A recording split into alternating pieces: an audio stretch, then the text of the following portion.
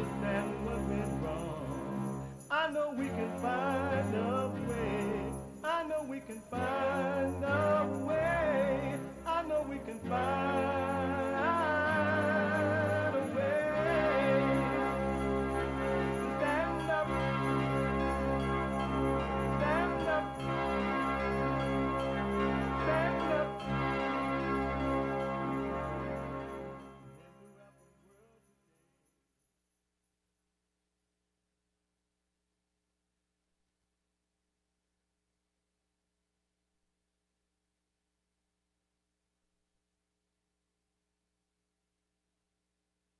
Uniting the races with truth instead of dividing them with lies. We're also rebuilding the family by rebuilding the man.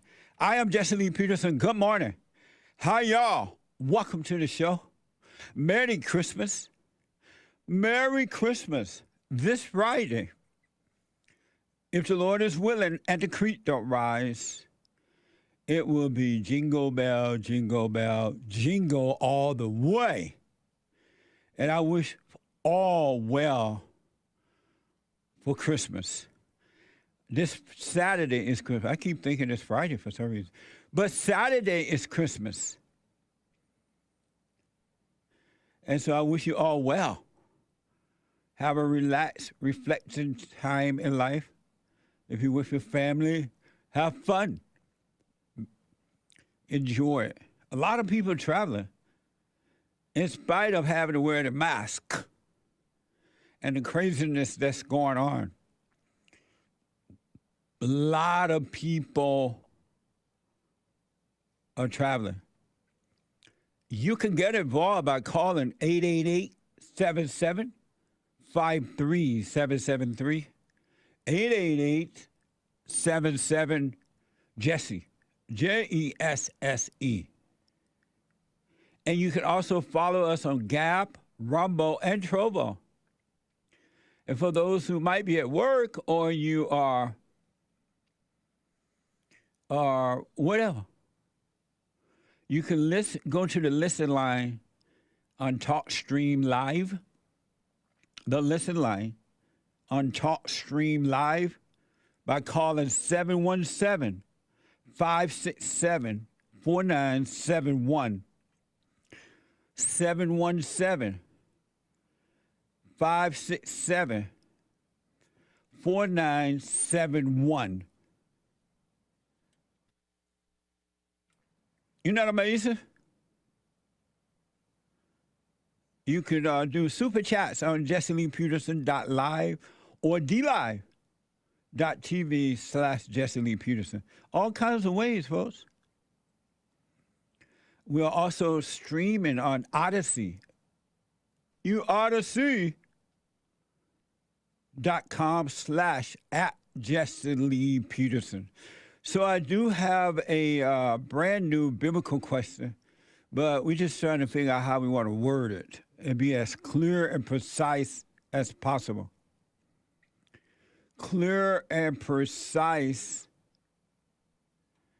as possible about the word. And so as soon as we get that figured out, we'll give it to you. Good, amazing fellowship yesterday. Thank you all. Those who showed up in person and those who are online. It was absolutely a blessing, really. The fellowship, the discussion was mind-blowing. I learned a lot, or realized a lot. So thank you. There's nothing like a good fellowship. Edifying one another and encouraging. That's what love is. That's what love is. I was at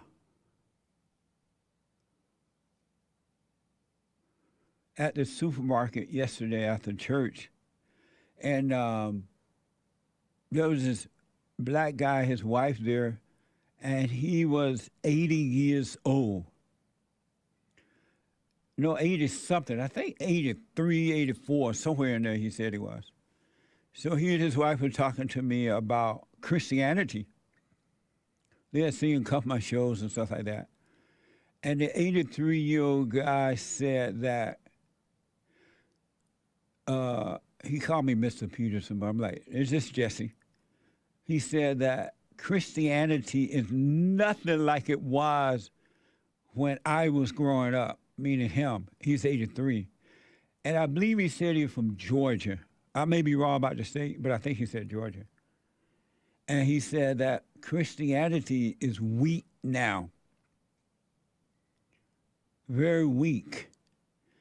He was telling me that his, I believe it was adult granddaughter father expired last year this time. And so this year in December, she is remembering it. She hasn't gotten over it yet. And that her mother had to fly in from another state in order to console her a year later after her father had expired. And he was like, I just don't understand it. A year, you're not over it yet? And he said, that is an example of Christianity, one example of Christianity being weak.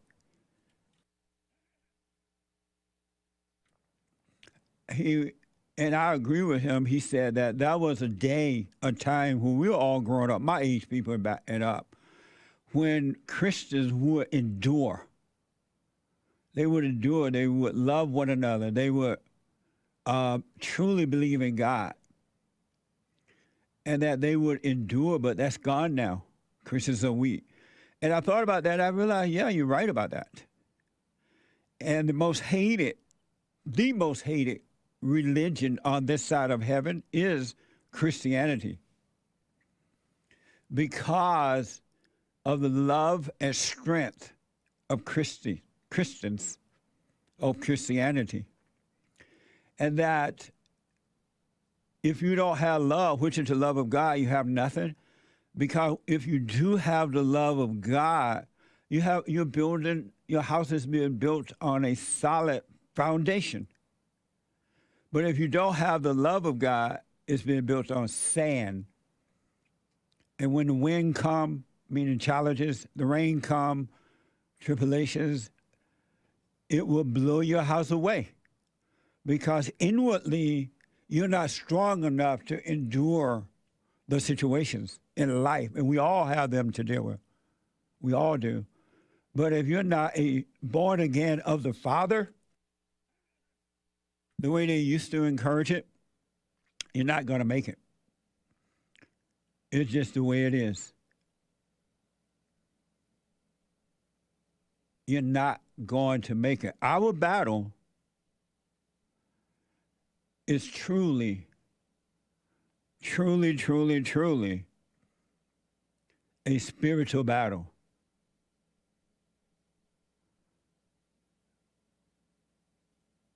A spiritual battle. It's a warfare between good and evil happening within, and a warfare between good and evil happening on the outside, inside of others.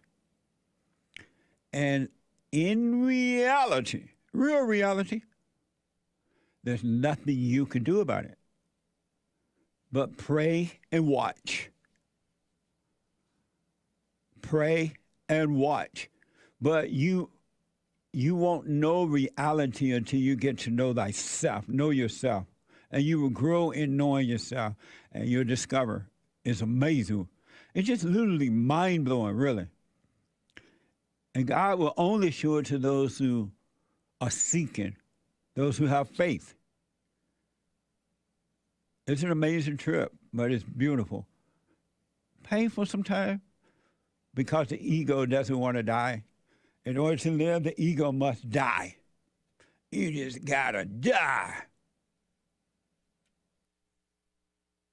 As Oprah said about the old white people. You just gotta die. And it's individuals. It's not groups. It's not organizations. It's just you. And you will see that God is with us. He's with you. And so it was a very interesting conversation with the I believe he said 83-year-old man yesterday. Christianity is just nothing like what it used to be. I remember my grandparents and the older people, older than me, right? They would talk about these things in a way that you can understand them. And even if you had not returned to the Father, it still somewhat laid a foundation in you, something to build on. And we talked about in church yesterday, is there one thing in your life that you have control of? And I'm telling you, if you really, really, really, really get to know yourself, you will see that there's not one thing that you have control of. But the ego mind wants you to think that you do, and if you're not paying attention, it will give you a false impression that you have control of it. And then if it looks like you're losing control of it, you go nuts, because the ego can't handle not having a false impression that you're in control of something. What a mess, huh? The ego mind is wicked to the core. There's nothing but darkness in the mind. All thoughts are all lies, because it's all darkness all the time. And if you're not paying attention, it will deceive you. You would think that is you. So I encourage you, do what you want. It's Christmas season. Do what you want. But I would recommend that you start and get to know yourself. Pull away from the crowd. The crowd might not like you pulling away, but pull away from the crowd. Pay attention to self. I would like to encourage you that when you pray, when you go and do the silent prayer, don't reach on the outside for anything. Just sit still in the quietness. Don't have the radio on. Don't get high beforehand. Don't get drunk. Don't have the TV or anything on. And just sit still. You'll see the ego at work. Really. It'll feel like you're going nuts. It'll feel like you are dying. And most people cannot do it. They cannot sit still. Especially the generation now. They can't sit still because they have been so distracted with cell phones, iPad, iPhones, all those different programs you can get on your phones and on the TV now, music and everything. It's just, they keep you distracted away from stillness. That's why you got to take control and start being still. You're an individual. Seek first the kingdom of God His right way, and you'll see that He loves you. He loves us all. Just not as we are, we must be born again, but He loves us. To the point He sent His Son, Jesus Christ, that we can come out of this hell, be in the world, but not of it. And only love can conquer that. And not human love, which is not human love, it's of Satan, but God's love, the real deal. So think about it. It's up to you. Really. It's up to you to truly seek the kingdom of God.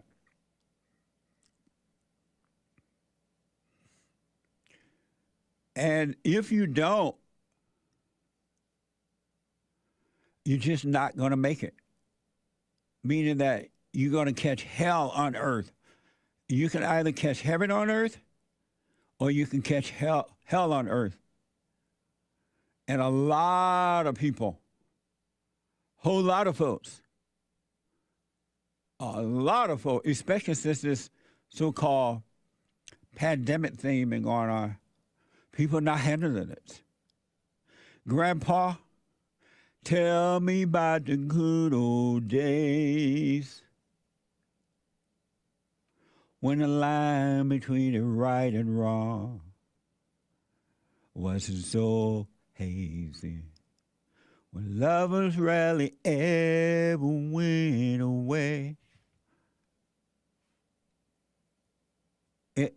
It's crazy what's happening, folks. Stay with each other, come what may. Whoa, whoa, Grandpa, tell me about the good old days. I think it's interesting that I don't hear a lot of people my age trying to tell the generation behind them, behind me and others that came after us, about the good old days. Even if they don't believe it, they should tell them about it, because we have something to compare the world then with now. And it's like night and day. So I want to show you the real pandemic. And then I'll take your calls at 888-77-53-773. 888-77-JESSE. Be safe on the road, folks. Be safe on the road. Here's the real pandemic. I was talking to someone, I think in counseling, on the phone, and they were telling me that they took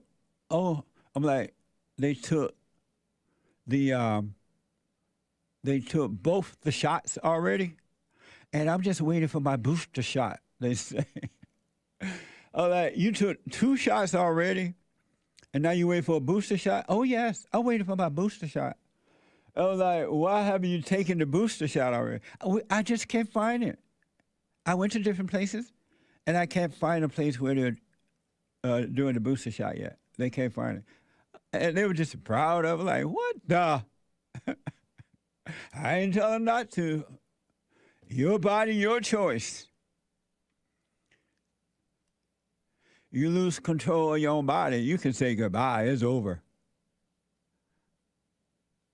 Here's the real pandemic from the New York. This is from the New York Times. Pay attention to this. Why therapists are worried about mental health in America right now. This is the real pandemic.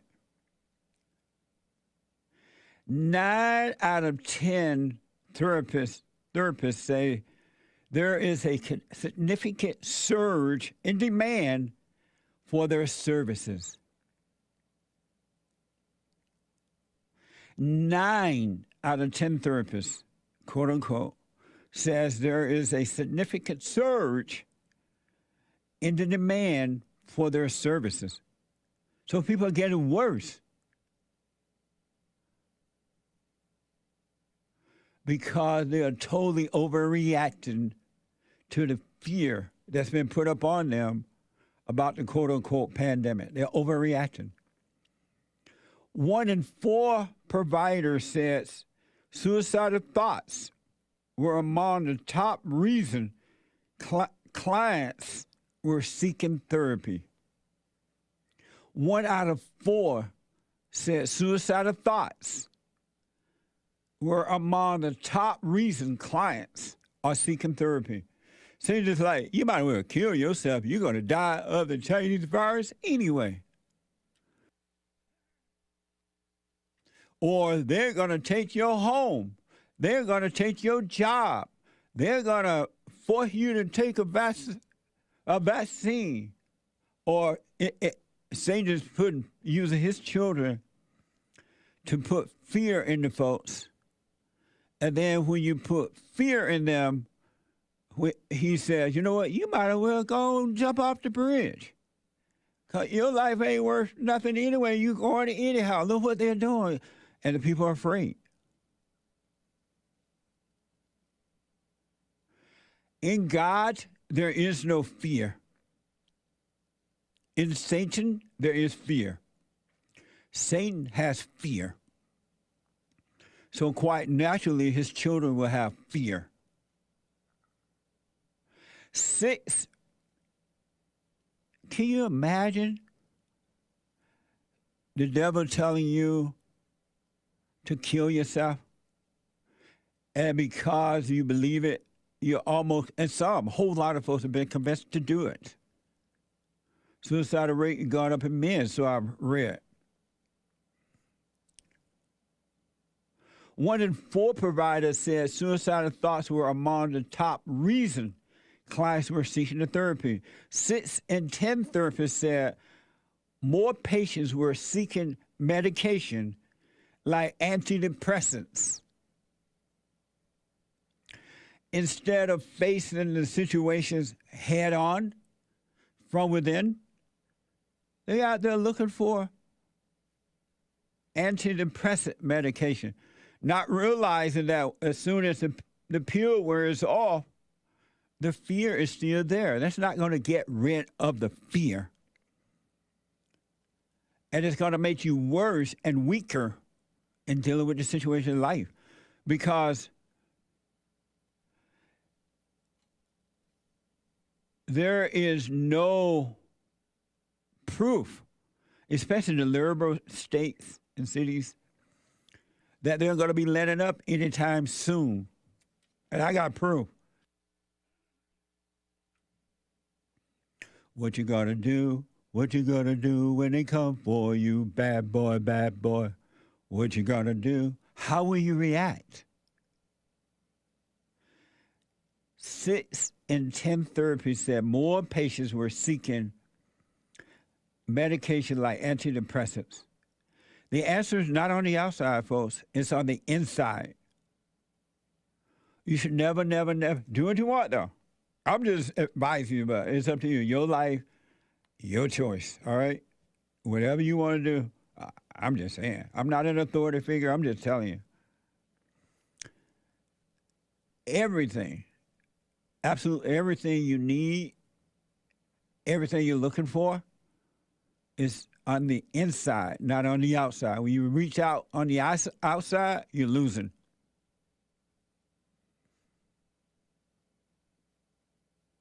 You're losing.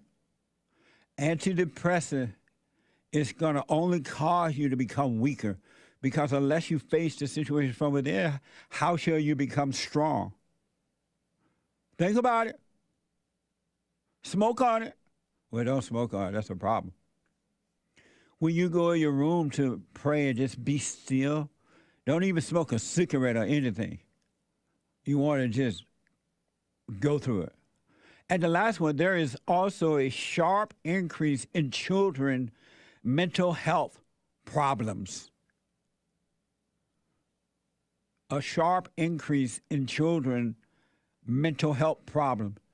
And I'm telling you, the primary reason for that, they don't have parents. They don't have fathers and mothers to be an example of how to deal with the issues of life while growing up. And the destruction of the family. You take out the father, you take out the light of the family. And when these kids pop out of the mother's womb now, what do the mothers do? They get them a computer to play with all day so that the kids don't bother you. Here, take this toy game, even with little babies, and you have these little cartoon things on there, I guess, which distract the children. And they put them in the little baby bed thing and give the kids that. The mother ain't got nothing else to do the rest of the day with that kid unless you got to feed it. You lose the family, you lose life. You grow up weak. There's also a sharp increase in children mental health problems. And there is no way that any outer source, me or anyone else, can help you. You got to look within. Mothers, not all, but most, are unwilling to stay home and raise their children. They'd rather send their kids to the government schools, knowing what the schools are doing to the children, than to stay home, because her ego wants to feel like she's equal to a man, and that's more important than the children of the man. A lot of these people, not all, but a lot of these folks want to keep the public school system open. Don't send my child home. I ain't got time to be being at home with no kids. Kids get on my nerve. And you talk about let the husband go to work. I want to be out there like him. Forget about the children. There's also a sharp increase in children mental health problem because they don't have a foundation. They don't have the love of their parents. And once you take the father away, Christianity is out the window too, because it become weakened. It become emotional. Coming from the mother, it become emotional. It's not a solid foundation. It's a house that's being built on sand. That's why we must continue to rebuild the family by rebuilding the man, pointing them back to the father. There will come a day when I will return the children to the fathers and the fathers to the children. And that day is at hand. If ever we need it that day, we need it now. It's a mess. Look at the family. It's in the family. The family, for those who want children, is what is needed for the children. Not to send them off to some government school because you just don't want to stay home and raise your children. Where is the love? And that's why I've said over and over again that if you don't love one, you love none. And these people don't love their children because they have no love. They have no love. Ego, but no love. And so that's what's going on there. That's the real pandemic. And guess what? They're going to make it better for you. They're going to make it easier for you. And you know what they want to do now? The Wall Street Journal, that first story from the New York Times, the Wall Street Journal is reporting that, listen to this, they're going to make it better for you. Cities turn to decriminalizing drugs as overdoses climb. You know what? Doses are climbing. More and more people are committing overdose. So what we're going to do in order to help the people, let's decriminalize the drugs. Let's give them a helping hand. Proposals to decriminalize drugs are going on in many American cities. Now New York hasn't decriminalized drugs, but drug users can now go to locations to use drugs under supervision.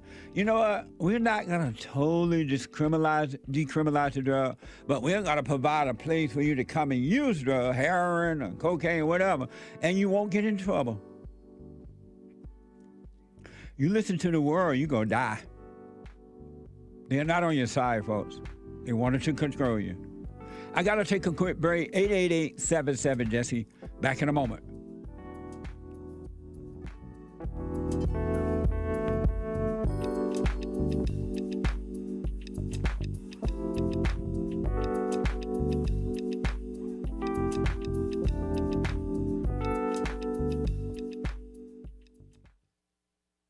Now, I totally disagree with the way things are going, but you can't be angry. because that's what the enemy wants. He wants to control you. They do things to make you mad so they can control you. It's like being married. And the wife would do things to make you mad, or she'll do things to make you feel good. And men do that to women too when they want something from the woman, especially sex.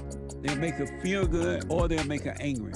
And the woman's gonna have to say, you don't want to be angry. You want to speak up. You want to disagree with what's going on. It's wrong, but do not be angry. Then you won't have fear. You won't have doubt. You won't have worries. You'll be able to see, but you got to stay away from anger. That's why you must forgive your mothers and your fathers so that you can overcome the spirit of anger. It's a spirit and it's wicked.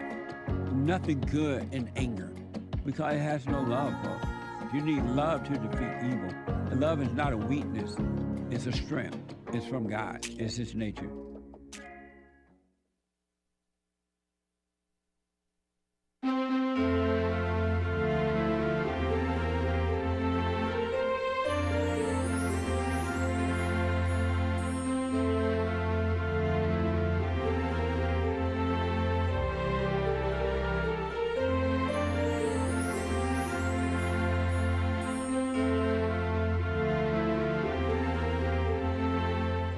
Amazing.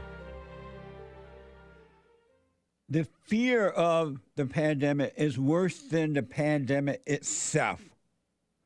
And that's what's going on. Two other quick things I want to tell you about. So now, according to the Wall Street Journal, cities in America, many cities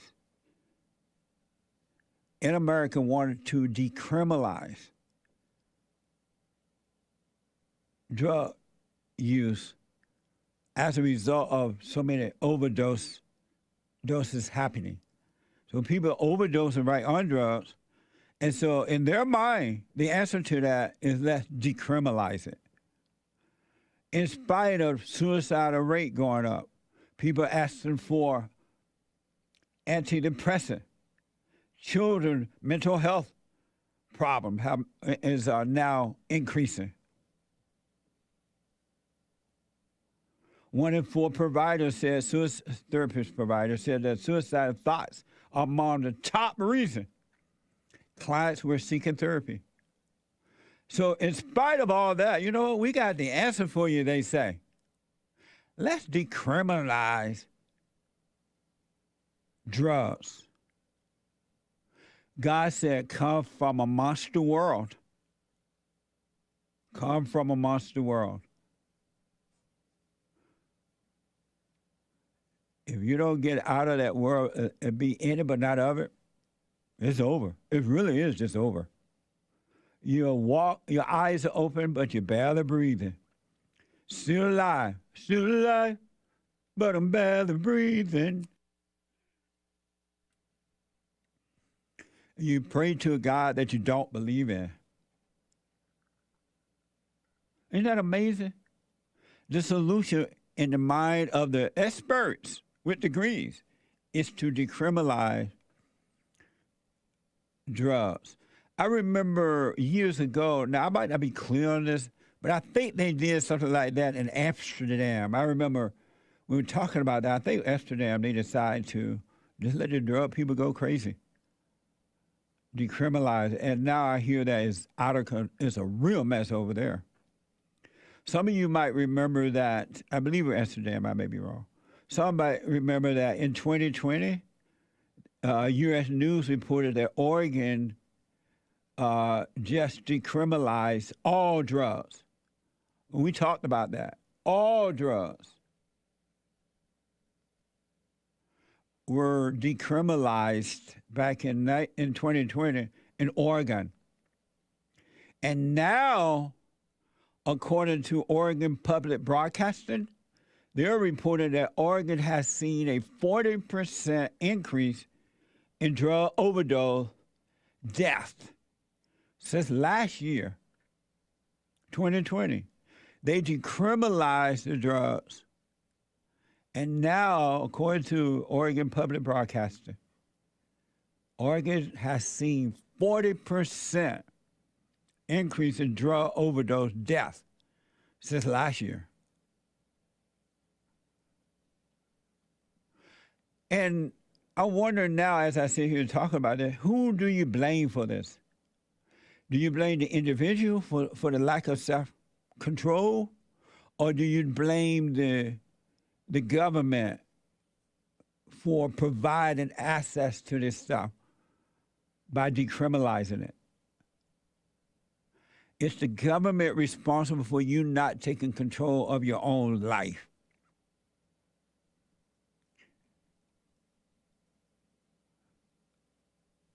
I say that each adult individual is responsible for their own life and own action. Because you get the kind of government you deserve. You vote in these people, this is what you get because that's what you want. Statistica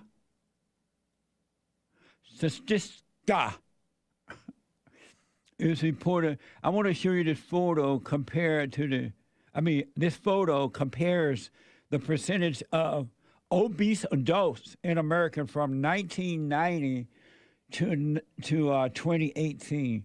People are getting fatter every day. Are you able to read those things up there, Chris? Yeah. Let's see here. In 1990, the percent of obese adults, body mass index of 30 plus, and I believe that's the age. So yeah, it's comparing. In 1990, in 1990, it was less, huh? Yeah, in 1990, basically the lightest color blue is less than 10%, Right. and that looks like almost the majority of the states. Yeah. And then there's a handful of states that are 10 to 15% body. What was that? Body fat, which Yeah. is still very low. And then only Mississippi had a 15 to 19% body fat. But now there is no state that's lower than 20, it looks like. All that red and purple is where the people are getting fat. Yeah, 30% or higher. Some states even 35% or higher. But yeah, it doesn't look like the lowest one looks like Colorado at 20 to 25%. What a mess. Body fat, that's pretty high. Wow. When you have fear, you want to eat the fear away. Food makes you forget. God said, eat to remember, but the fear says, eat to forget. Now you're getting fat and fat and fat because you're forgetting and not remembering. This photo compared the percentage of obese adults in America from 1990 to 2018. Wow. And one more. MSN. And I just want to show you the real pandemic. The real pandemic. MSN followed a rise of violence incidents in schools. Listen to this. This is from MSN. Following a rise of violence in schools, education officials across the country are saying that students' behavior has never been worse. A rise of violence in the schools. The education system said that student behavior has never been worse. You think? What do you think is going to happen if they don't have parents at home to guide them in the right way and they know that if they go to school and act out, that when they get home, they're going to be dealt with? And then you go to school and they just let you do what you want.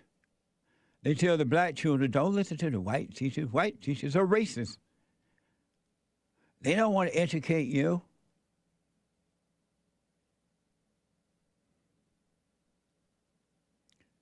And the parents are not around to correct the kids. Say, hey, no, this school is wrong. And go over there and tell the teacher, don't say that to my children. Are you crazy?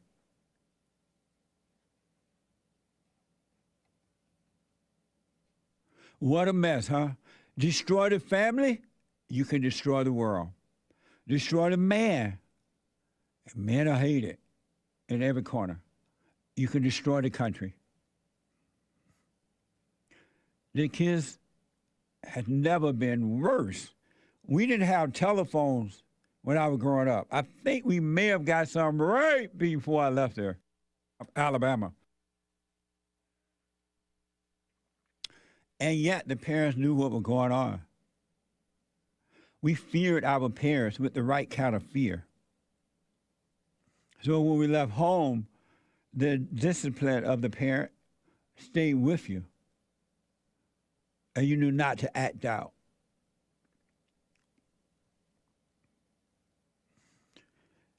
And it's so crazy that McDonald, according to Citizen Free Press, now I talked yesterday about how people are robots and don't know it. Here's an example of a robot. Citizen Free Press is reporting a viral video shows a woman out in Shanghai, China. Shanghai, China. It's a silent video. This woman is riding a fitness bike at a McDonald's restaurant. So McDonald's said, you know what? Y'all fat.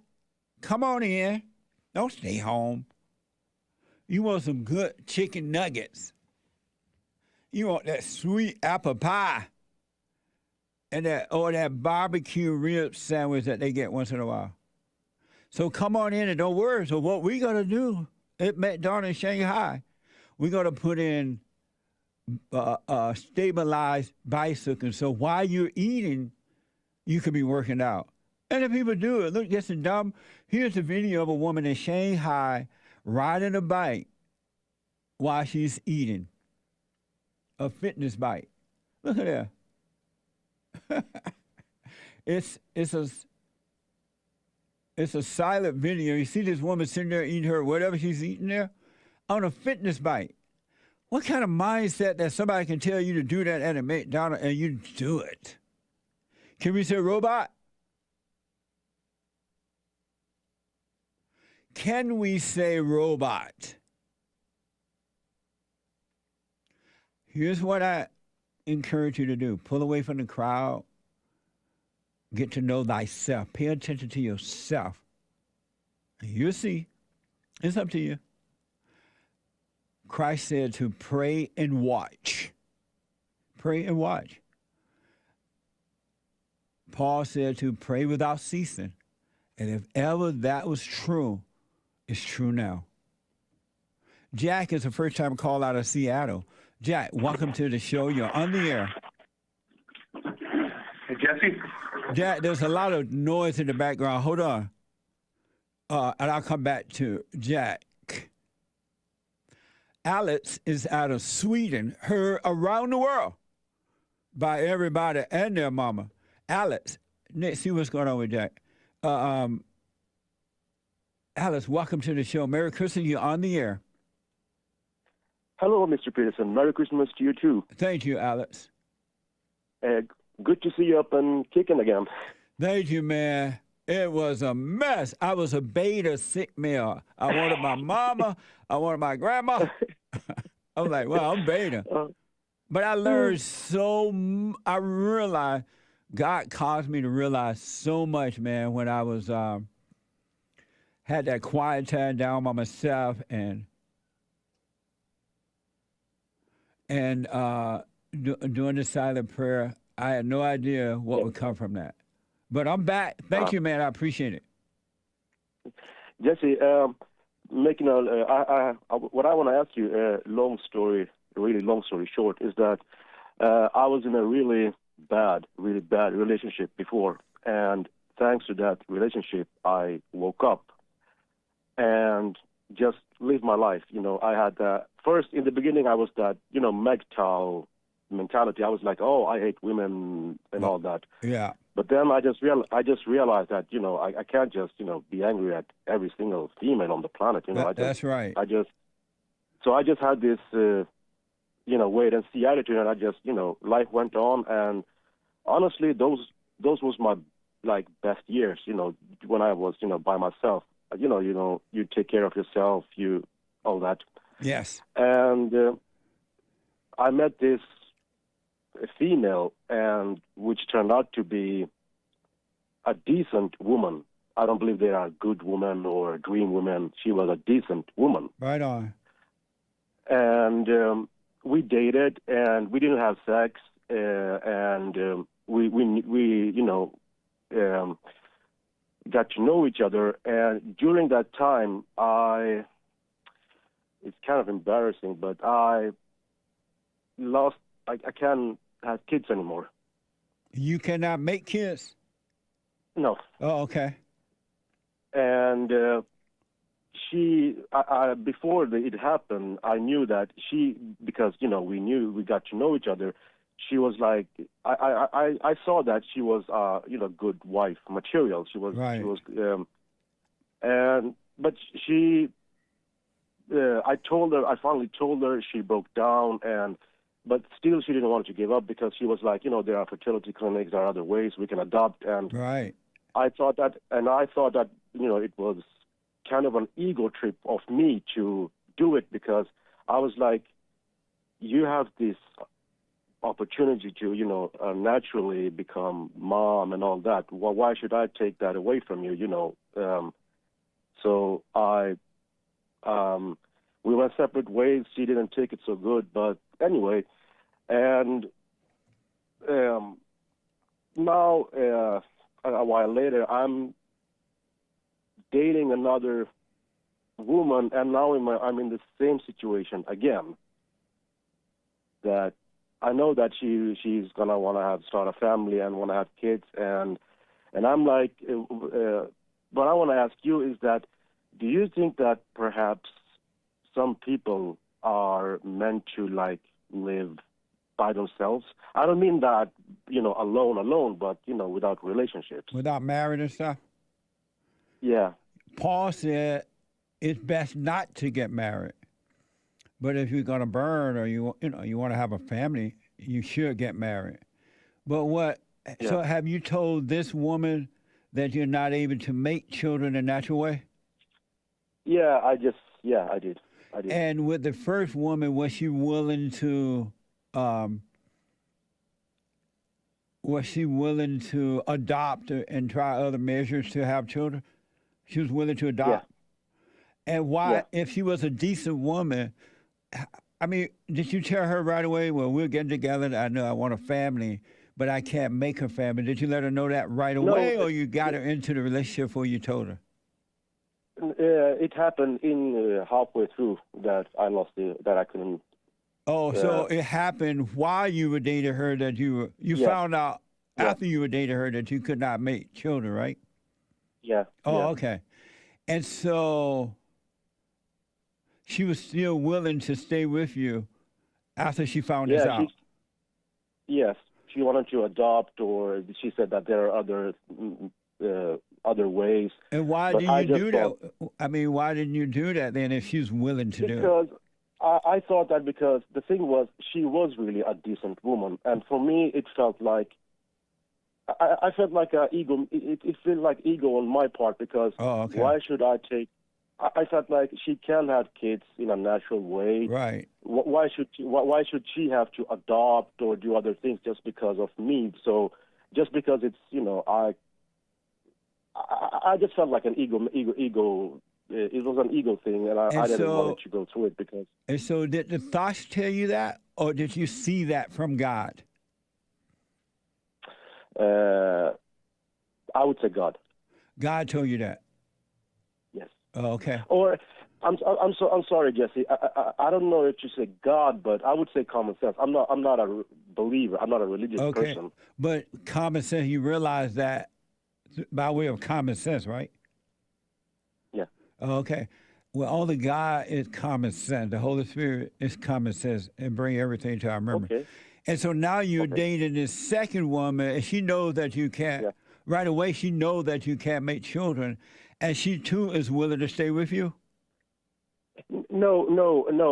It was the scary part is, or the weird part is, that it was almost like the first one. When we started to date, maybe it was my fault because I knew that I couldn't have kids and all that. Right. I don't know why I did it, but we started to date, And when I realized that she also means she's serious, she's a decent, she has decent thoughts about family, then I just realized, oh no, it's happening all again. Then I just told her before it went too far. And y'all broke up?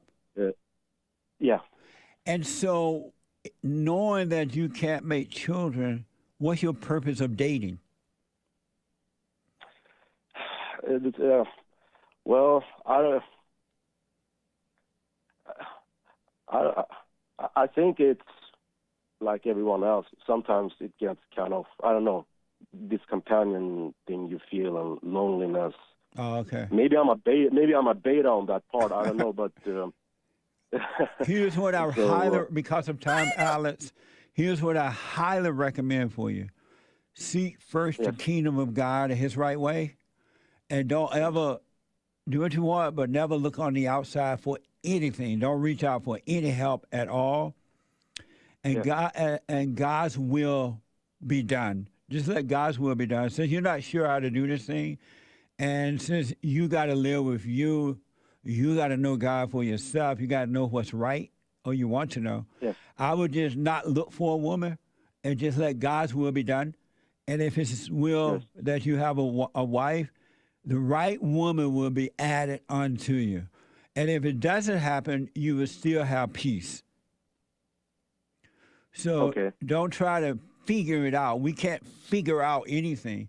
And so just have a wait and see. Don't jump ahead of yourself. And God will guide you. Okay. And also, Jesse,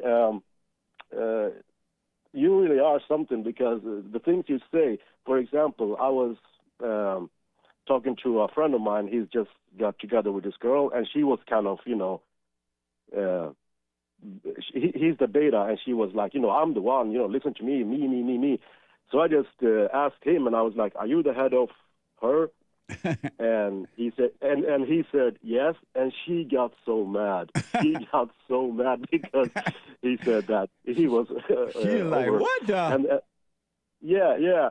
So she broke up with him, and she came after me. She was like, so I want to date you, and I was like, weird. It's a crazy girl. And did you date her?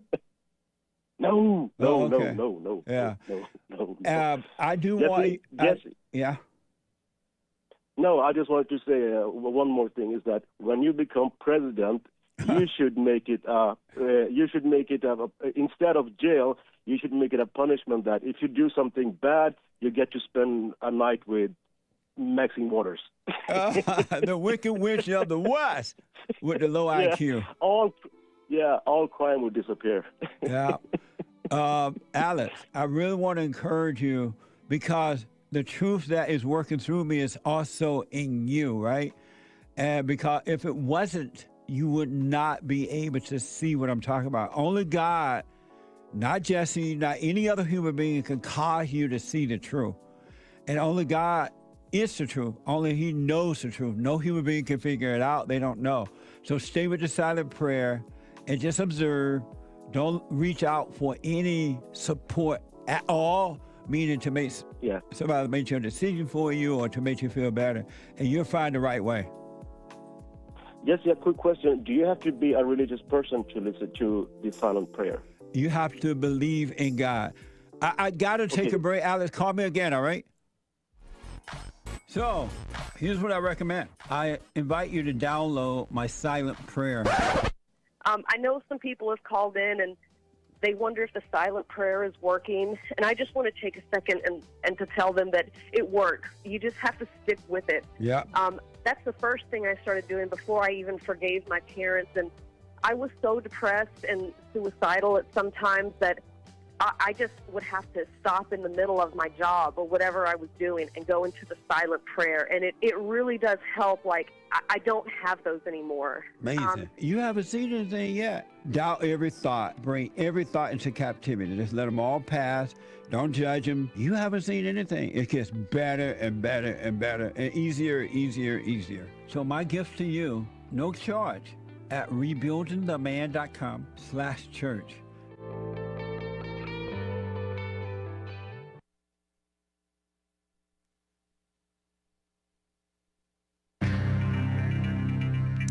Lots of confusing and info and hype on the so-called Omicron China virus alleged mutation, and rhinos are out of control attacking Trump and his supporters over the January 6th mostly peaceful Capitol protest.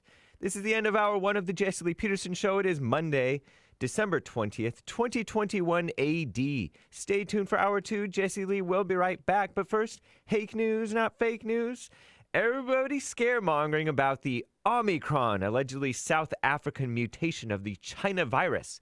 The far-left female-run outlet The Skim reports Anthony Fauci, phony Fauci, warns it will cause record-high hospitalizations and deaths. Departing NIH, National Institute of So-Called Health, Director Francis Collins, the goofy white-haired hippie who sang Puff the Magic Dragon with coronavirus lyrics, he says expect 1 million cases per day in America. The evil UN's corrupt and far-left WHO, World So-Called Health Organization, says the mutations cases are doubling every day and a half to 3 days. CNN claims a hard winter. Vaccines are only 30 to 40% effective, supposedly at preventing the Omicron virus, but boosters for Pfizer and Moderna may increase that to 75% effective. But there's a lot of contradictory info. Reuters reports one UK study claims two-dose vaccines offer little to no Omicron protection. And they claim evidence isn't out yet on whether Omicron, which is 5 times more likely than Delta India virus mutation to reinfect people, they say there's no evidence it's milder than other variants. It's no less harsh than Delta. But the South African health minister said that it is weaker. So now these UK people say it's not. It's confusing. The NFL, NHL, which is hockey, and NBA are postponing and canceling games. The Rockettes, too, canceling their performances. The NYC hospitalizations are reportedly up 64% in just 2 weeks. It's the cold season, though. So how is this different from expected? I don't know. They don't say. White House counselor Jeffrey Zients says, "We are intent on not letting Omicron disrupt work and school for the vaccinated. You've done the right thing, and we will get through this. But for the unvaccinated, you're looking at a winter of severe illness and death for yourselves, your families, and the hospitals you may soon overwhelm." Wow, huh? What a mean person. Senators Elizabeth Warren of Massachusetts and Cory Booker of New Jersey, goofy people, and Representative Jason Crow of Colorado all tested positive for the China virus, they each tweeted yesterday. All 3 Democrats vaccinated and boosted, but they claimed mild symptoms. Pocahontas, Elizabeth Warren, was on the Senate floor just last week before the chamber went on recess. They're always taking vacation. Must be nice. Mostly peaceful Capitol protest. CNN reports rhino coward Adam Kinzinger, who pretended to be a Tea Party guy, now he's a traitor, in the House Unselect Committee pretending to investigate the January 6th Capitol fake insurrection, is Kinzinger implying without evidence that President Donald Trump may have committed a crime with his involvement in the deadly riot in which D.C. and federal cops allegedly killed Trump supporters with impunity. Kinzinger is one of only 2 rhino members of that phony House committee probing the attack on the Capitol. Stop the Steal organizer Ali Alexander, who has appeared on the Jesse Lee Peterson Show before. He handed over thousands of text messages and communications records to the House committee, fake committee, that include his interactions with members of Congress and Trump's inner circle leading up to the riot, according to a document submitted late Friday night in the court. Ali is a central figure for investigators seeking to understand how the totally peaceful rallies on January 6th were funded, organized, and promoted, and eventually subverted to erupt into a sloppy and unarmed attack mixed with an unguided tour of the Capitol, partially guided. $253 million. That's how much Spider-Man No Way Home is estimated to have raked in at the box office over the weekend in the United States. It's the third highest opening weekend in box office history, and also the highest, because of inflation, right? Highest opening weekend in the month of December. Only 2019's Avengers Endgame and Avengers Infinity War 2018, larger numbers. Not one of them good movies, I bet. I'm James Hake.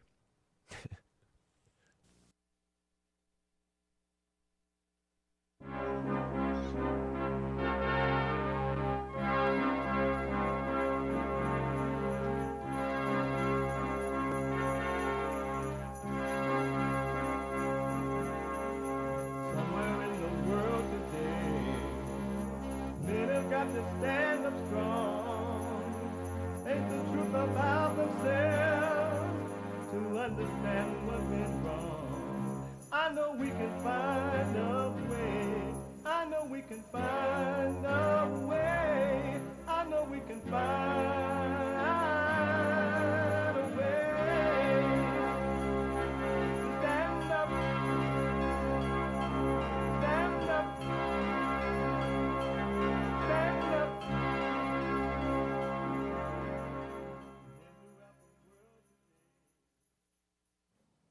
Uniting the races with truth, truth instead of dividing them with lies. We're also rebuilding the family by rebuilding the man. I am Discerning Peterson. Welcome to the second hour of the show already. And Merry Christmas, everybody. I wish you well. Merry Christmas. I wish you well. Merry Christmas. I wish you well, right? Relax, reflect, pay attention to self, and be grateful. Attitude is everything. Attitude is literally everything. It really is. If you have a bad attitude, life will be bad. You have an amazing attitude, count it all joy when you're feeling the pain. Tribulations work as patience in your life. When you're tried by the fire and the pain gets so hot, the flames get so hot that you can't stand the pain. You can't see the sky for the smoke in your eyes. Count it all joy. Really. Count it all joy. So listen, did I give out the number? You can get involved by calling 888-77-53773. 888-77-JESSE, Jesse. We're streaming on Odyssey, ODYSEE.com/@Jesse Peterson. Hake, I forgot to mention Hake in that first hour. I went by so fast. The Hake Report is coming up in the third hour today. HAKE. The Hake Report.com.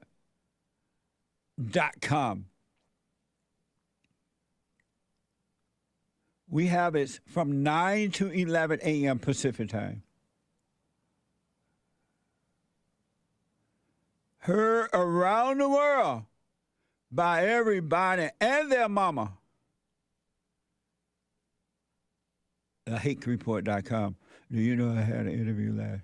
No, I didn't know that. James was interviewed last Saturday night. I didn't know that, James. You didn't tell me what the. I could have mentioned it on the show, but no. Who were you on with, James? The Hake Report. So apparently Hake was on the Crucible debating rap influence on the culture. And apparently he was, I had no idea, not what, I ain't heard a word. Hake is not really a good promoter.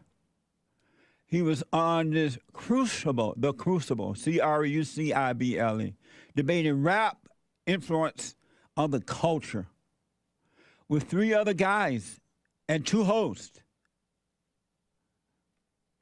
He's definitely not a Donald Trump, a great white hope when it comes to promoting his shows and what he's doing. What the? He said he put it out on social media,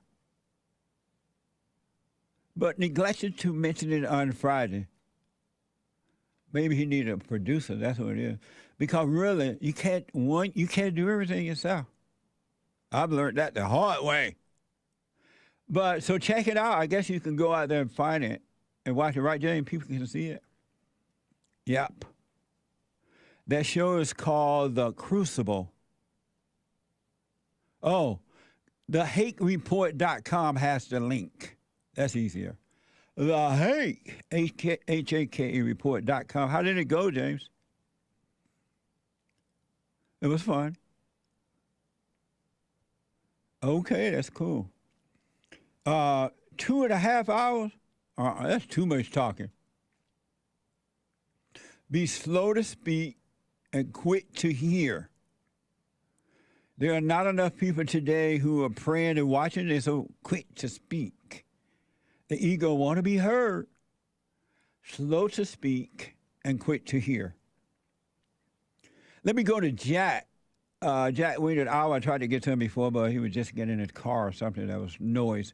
So let me go to Jack. This is the house that Jack built, y'all. Jesse, you there? Hey, Jack. What's up, man? All is well. Merry Christmas. Merry Christmas, brother. Right on. Thank you. I'm just looking for I don't know how to forgive my mother practically. You know, I'm ready to do that, and Yeah. Well, for me, and when God allowed me to see, because I asked God to let me see myself, right? Because I didn't know what was going on, man. It was hell trying to change myself. I only got worse rather than getting better. So finally, I was just fed up with trying to change myself and to be the way that they were telling me a Christian should be, right? And so when I got fed up, I just asked God to let me. So what? Who's they? The Christian world. They were telling you that you need to do this, you need to do that, and I couldn't change myself. And I tried, and I tried, and I tried. So finally I gave up, and I asked God, you know what, I can't do anything about this. And I asked him to let me see myself. And he allowed me to see from within that I resented my parent. I had a dark spirit. And I didn't know that prior to that because I thought I loved my parents. I had that emotional love for them. They were pretty decent people. And when I saw I resented my mother, I went and forgave her because I had read in the Bible that if we forgive others, God will forgive us, right? Because we don't have a right to resent anyone. All have sinned and fallen short, quote unquote. And so I went and forgave my mother. I said, once I got to see myself from within, I realized that I couldn't help myself. And I realized from that my mother could not help herself. She had done the best she could, but she couldn't help. So I went and told her, at the time I was 38, I think. And I just said to her, you know, all my life I resented you because you tried to turn me away from my father. You seem mean and impatient with me when I would ask about him and other things. Do I need to explain to her why I'm forgiving her, or because I feel like maybe I should write this out, or you know, prepare for this, or is it something I can just do off the cuff? You know? No, do not write it out. Do not prepare, because what happens is when you can wait until you get there, until you see her, then God will give you the words to say. But if you write it out, you're going to prepare beforehand, and it's not going to go the way that you think it will, and you'll walk away still angry. It's always best to have a wait-and-see attitude. Now that you know you need to forgive her, go to her and forgive her. The words will come. Maybe you won't have but a few words. But I'm sorry for resenting you, or whatever, right? And God will forgive you, but do not write it out. Don't pre-plan. Have a wait-and-see attitude. Is it of importance to do it in person, or can I call her? Or I should be seeing her in a week or so, but, you know, should I wait till then, or should I call her? Or? Are you able to FaceTime with her? I mean, I could. She's not very technologically savvy, but I could arrange that. It's best to face her and forgive her. Go and forgive, and you'll be done with her, right? And so, well, I'm torn right now because I'm feeling so much resentment right now, I guess, regarding, you know, certain things that I don't really want to go see them over the Christmas holiday, you know, but, you know, maybe I should just to forgive my mother, you know, but. Well, I tell you this, God said that when we offend someone and you or someone offend us, go and forgive them, and then you'll be done with it. And I understand. Is there any value in forgiving my father as well, who I'm realizing now there is he has, a level of culpability in all this, Yeah, you must forgive your father. If you don't forgive your earthly father, then you never will know God, because the earthly father represents the spiritual father.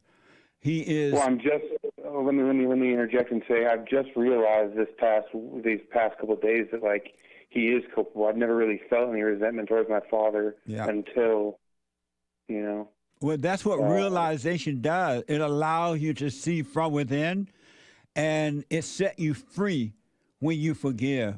And you start living and growing from within. It won't feel like it at first, but the one thing you will have, though, is a peace of heart, because salvation is of the heart. So God will take the angry spirit out of you, and he will give you peace, and then you can grow. And so forgive my mother and then my father, or vice versa, or is there no? Do I just do what God tells me, or yeah, whatever come first, whichever come first. Okay. And thank you, sir. Don't listen to Satan telling you that it's not going to work or it will work and this or that. Have a wait and see. All right. Have what? A wait and see attitude about all things. Okay. Don't worry about how it will turn out or how it will not turn out. Have a wait and see. But I should go and visit them over the holiday, and rather than just do it over the phone. I mean, it's up to you. I recommend it because it's hard for children, young and old, to face their parents, especially their mothers, when they resent them, because when you resent someone, they are controlling you, right? And so you have fear of being honest and of love. And so it's best to face them if you can. Well, I hate to take too much time, but also I worry that like I won't. Am I looking for acceptance am I looking for acceptance of the forgiveness as well, or does that not matter? Because I feel like my mother at least will not really. She'll say, "Oh, I accept it," but like she'll still skirt the responsibility of why, of the reason that I'm, or what I'm forgiving her for. If she does that, that's on her. It has nothing to do with you.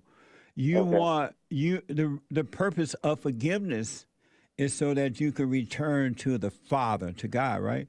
And once you forgive others, He will forgive you, and you will enter into the kingdom from within. You just can't enter in with the hatred of the heart. And so if your mother apologizes, fine. If she doesn't, fine. If she acts as though she doesn't know what you're talking about, that's fine. And if she does, it's fine.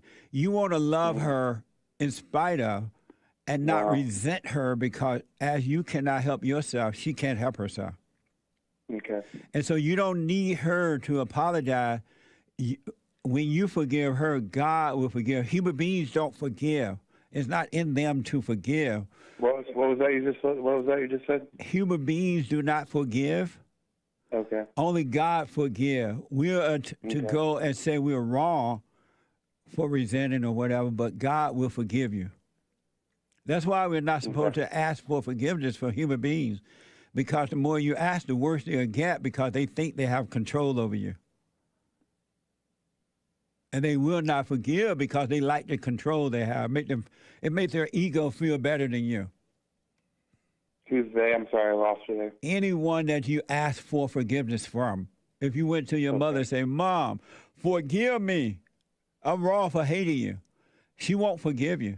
But if you said to her, "I'm sorry for resenting you," then it's not up to her, it's up to God. So the apology or the forgiveness should be, "I'm sorry for resenting you," rather than "I forgive you for what you've done to me," or whatever, or for you. Yeah, you can say whatever come. You can say, "I forgive you. I'm sorry for resenting you," but don't ask for forgiveness from her or anyone. Okay. Thank you, Jesse. And listen, Jack, stay out of your head. Don't let Satan make you plan or. It's hard for me. Or are you doing the silent prayer video? I'm looking now. I just Googled. Let's see what I Googled. How to silent prayer, Jesse Lee Peterson. Yeah, www.silentprayer.video. You must. Oh, here we go. Let's go. You must. Silent prayer.video. you must learn to be still. I don't care what anyone else says. Let the people do what they want. But you must learn to be still and know God so that he can take over and his will be done. And the ego will die. You must die in order to live. The ego that made a home of you, and it's not you, it must die. And only that can happen in the light of God.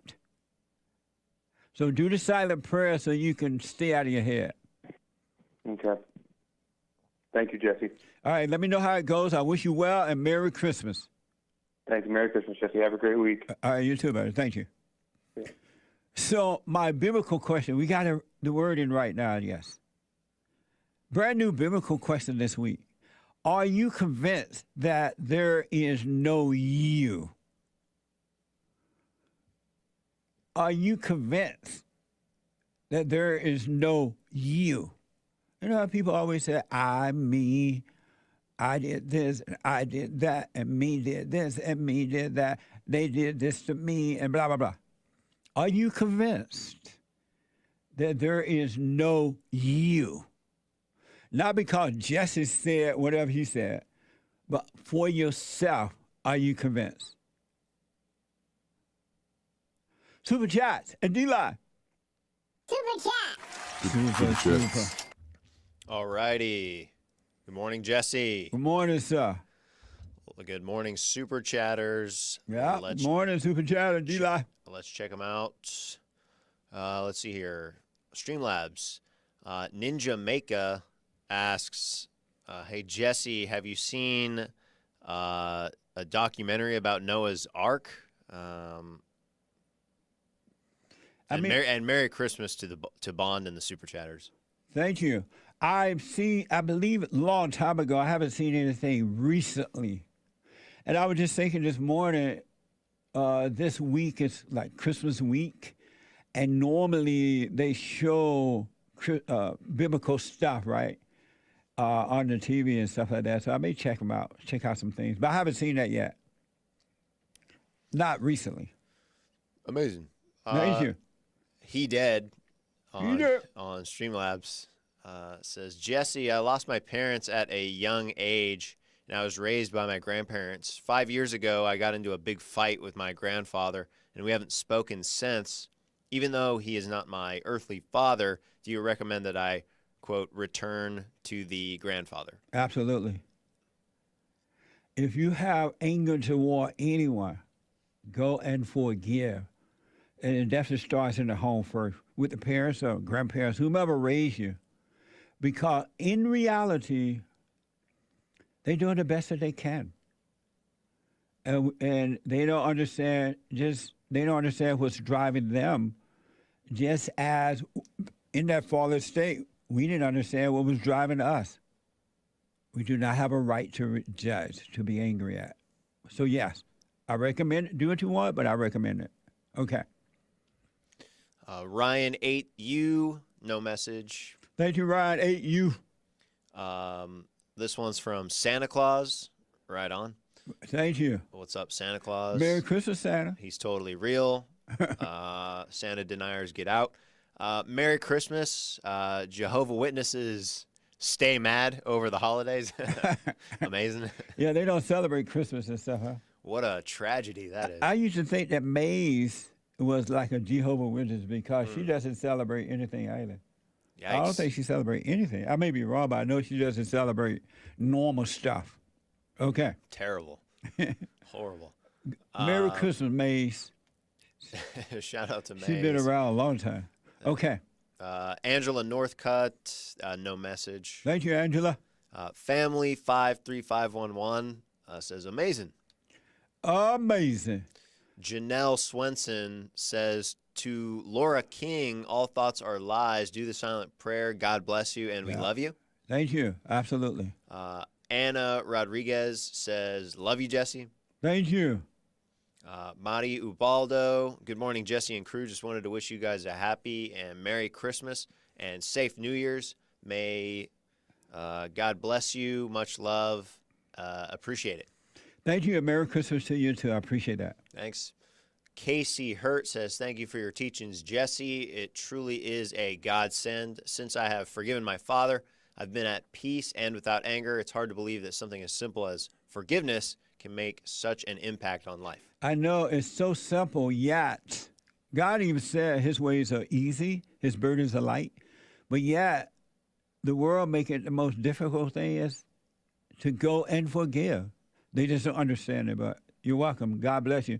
Now, I want to encourage you to just stay with the be still. Stay with the silent prayer, www.silentprayer.com.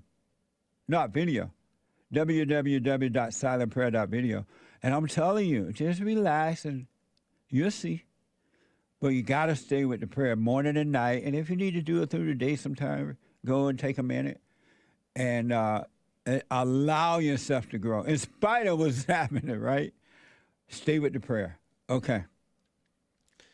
AAP with a very generous donation. Thank you, AAP. Thank you. Merry Christmas. They say, finally in place where I could give back. Appreciate your message. Match that grant. Let's donate. Right on. Thank you. We have a matching grant of $30,000, and the donor will, he said, you know what, Jesse? We will give you up to $30,000. We'll match up to $30,000. If you go over that, that is really cool, but we'll definitely give you $30,000. So thank you.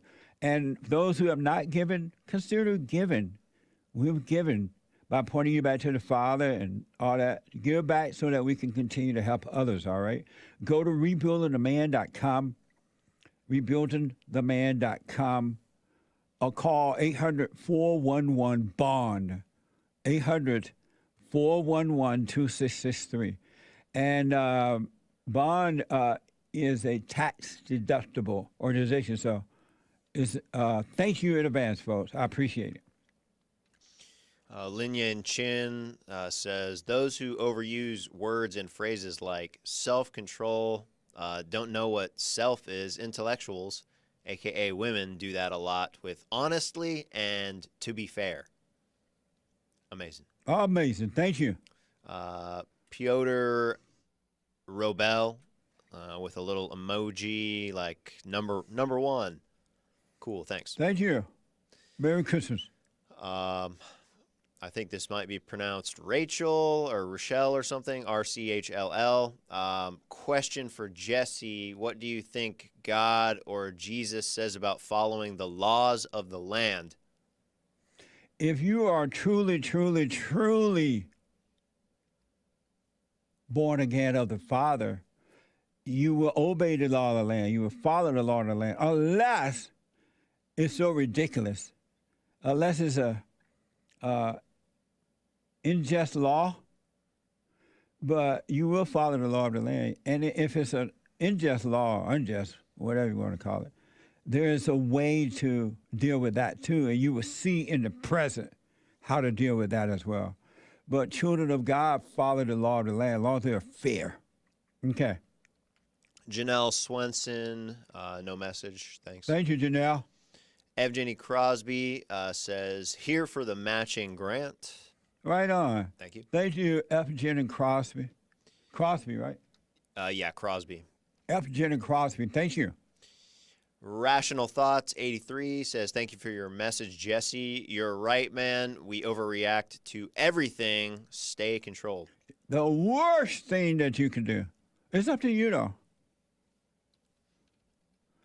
is to overreact. That's the worst thing.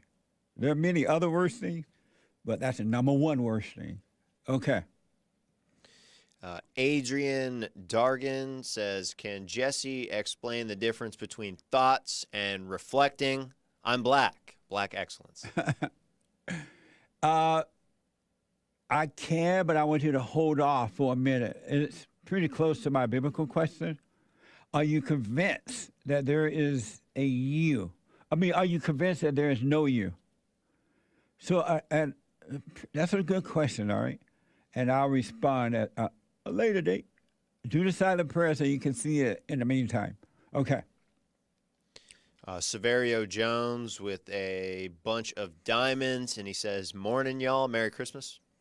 Good morning and Merry Christmas to you. Thank you. Thanks. White Widow says, "Makes me feel good knowing the Bond family is always helping someone. I love Jesse and the Bond family." Thank you. My heart desire given to me by God is to point you back to Him. Not to somebody else, not to a so-called authority person or guru or anything. Let no man teach you. Put no human being above you or over you. I mean, we were taught that growing up, so even in my father's state, I knew that wasn't going to happen. So you don't want that, folks. Appreciate people that help you and point the right way, but don't make them your God. Be aware of that, and you'll be fine. Thank you. Michelle, 67, with a very generous donation. Thank you, Michelle.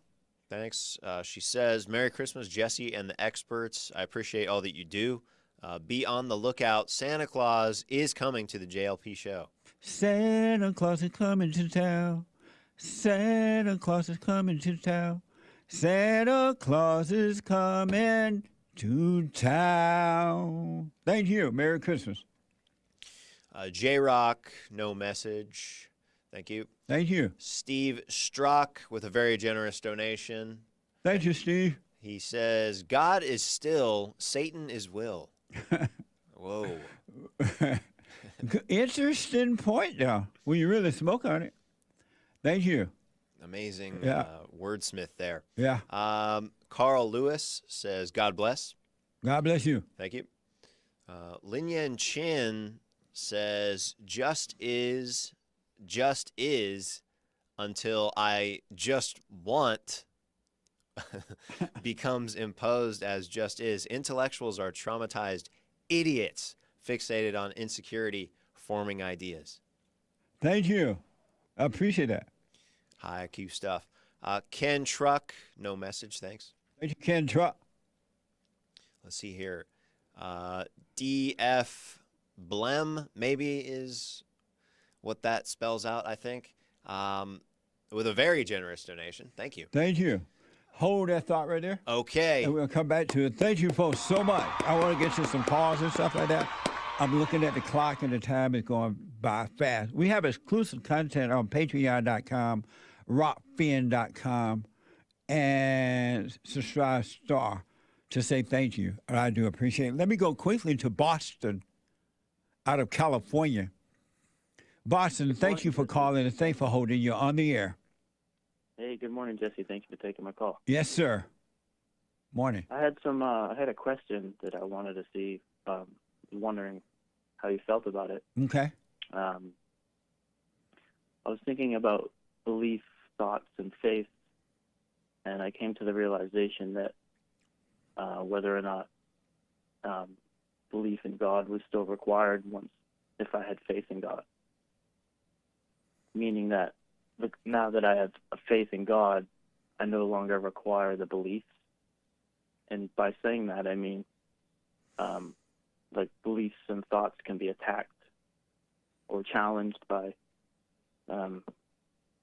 Satan, whereas Satan can't challenge or attack faith. Very interesting, man. The one thing I have come to realize, and not on my own, but it breaks. I know you have held on for a long time. Can you hold on? Let me take a quick break. Yeah, sure. Okay. Let me take a quick break. I got to take a break. Hate Report is coming up at 9 a.m. this morning. Back in a moment.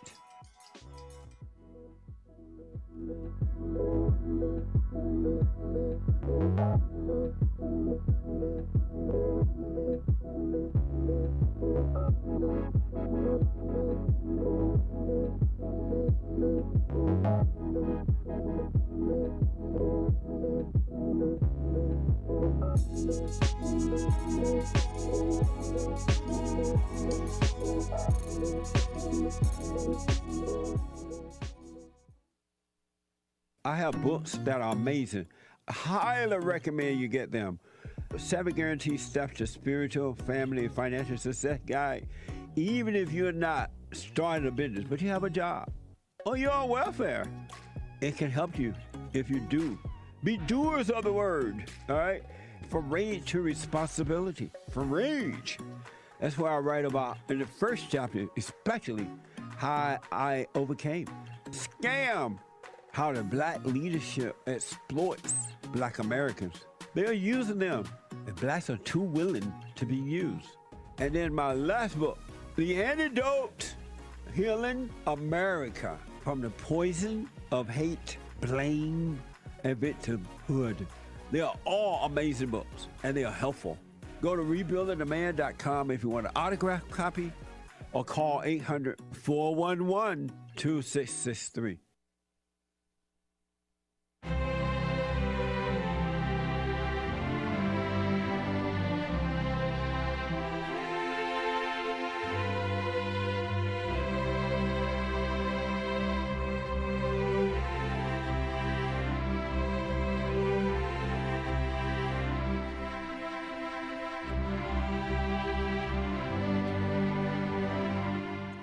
All right, folks, welcome back. We'll get to your super chats and D-Lives in a minute. So I was on Tony Bruno, Bruno, on Saturday. Tony Bruno, his YouTube channel is Tony Bruno, Bruno, T21 Surfer. Tony Bruno, Bruno, T21 Surfer. It was fun. I enjoyed it.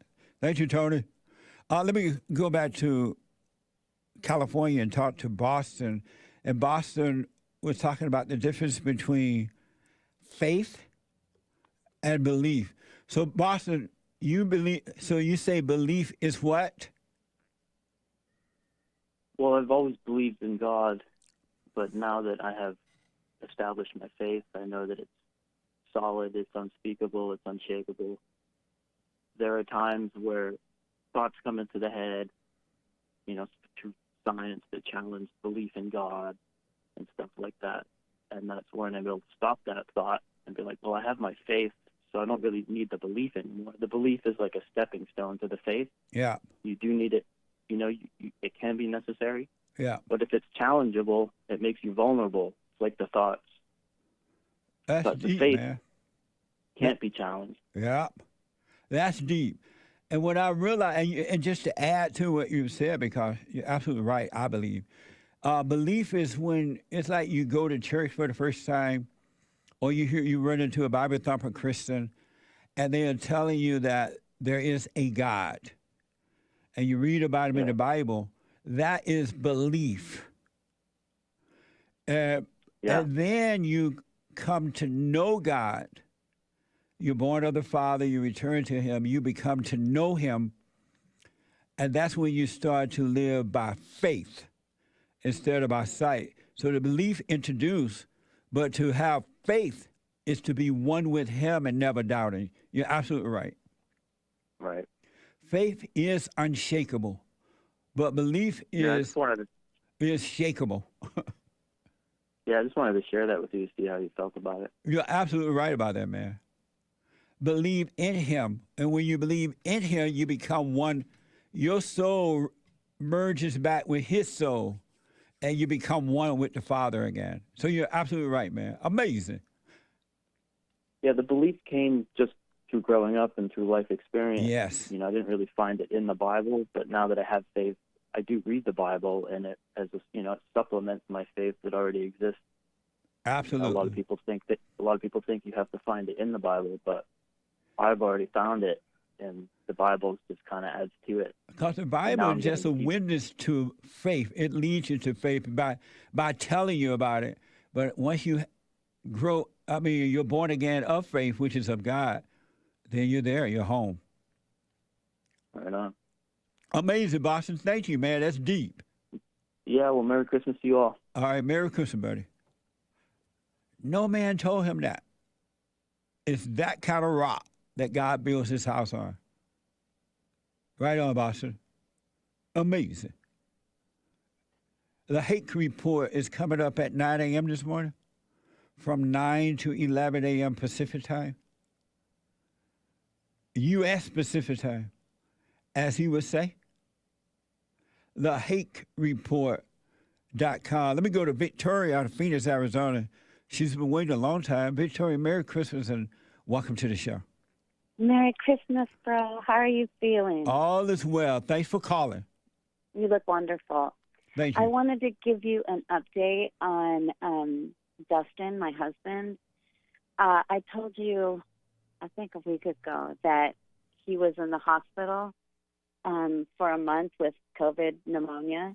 And he was in there for a month? A month, Wow. He had double pneumonia. Oh, okay. How's he doing So, now? he's home. He's been home for 5 days, and he's still on oxygen, 4 liters. And I just want to say that 3 weeks, because I was in the hospital for a week. Amazing. And Did you have it too? I had COVID, but not the pneumonia. Oh, okay. Yeah. So I got home in a week, and then I had 3 weeks to spend alone. And God did some amazing things in my life. Amazing. I grew so close to Him, and I know that nothing that I do is me. And it's all God. And the Holy Spirit, my advocate, is amazing. The teaching, and Jesus, like, you can't deny that what we're going through is difficult for a lot of people, right? But when you return to God, it's like when I was home, I was still weak from having COVID. Yeah. And I would just sit on the floor and do the silent prayer. And, because sometimes I couldn't get up because I was doing everything by myself. Okay. Around here.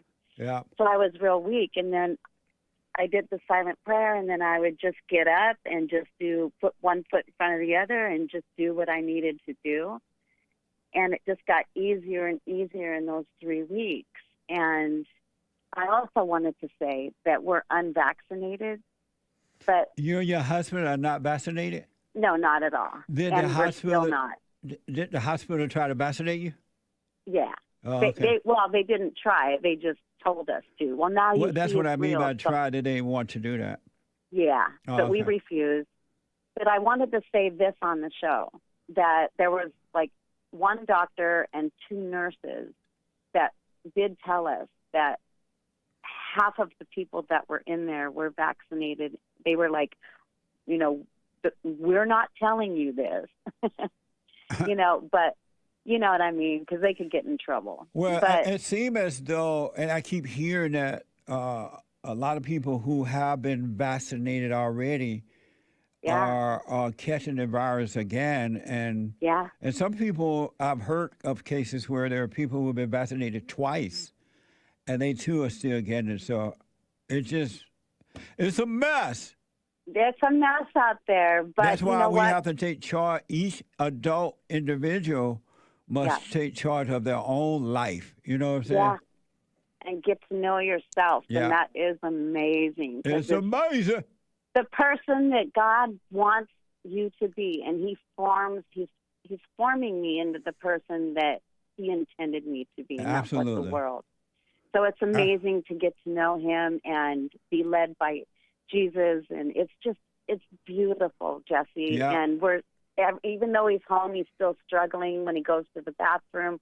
I have to, go in there with him because his oxygen level drops. How old is he?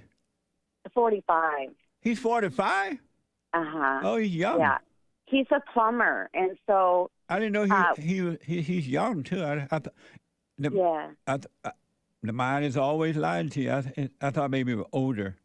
No, okay. No, but he's a plumber, and they get into a lot of messy stuff. Yeah, absolutely. Well, amazing. Well, Victoria, I'm glad that both of you guys are starting to recover and that you're doing well. Thank you. And I wish your husband well. Thank you so much, and we do appreciate that. And Merry Christmas to both of you, all right? Oh, Merry Christmas. We love you so much, Jesse. I love and you. And the crew. Thank you. I do appreciate that. I don't take that for granted. I love you. You're amazing, as well. and thank you for guiding us back to our Father. Absolutely. God bless you, Victoria. You're a godsend. God bless you too, bro. All right. Amazing. Stuart is a first-time caller out of Rhode Island. Stuart, welcome to the show. You're on the air. Thanks for having me, Jesse. Yes, Merry sir. Christmas, brother. Merry Christmas. I appreciate your call. Yeah, I appreciate you taking my call, man. Yes, sir. So my question is, did we want to get into it? My question is, why do men get down on one knee to ask for a lady's hand in marriage? Because they're a beta. Beta, man.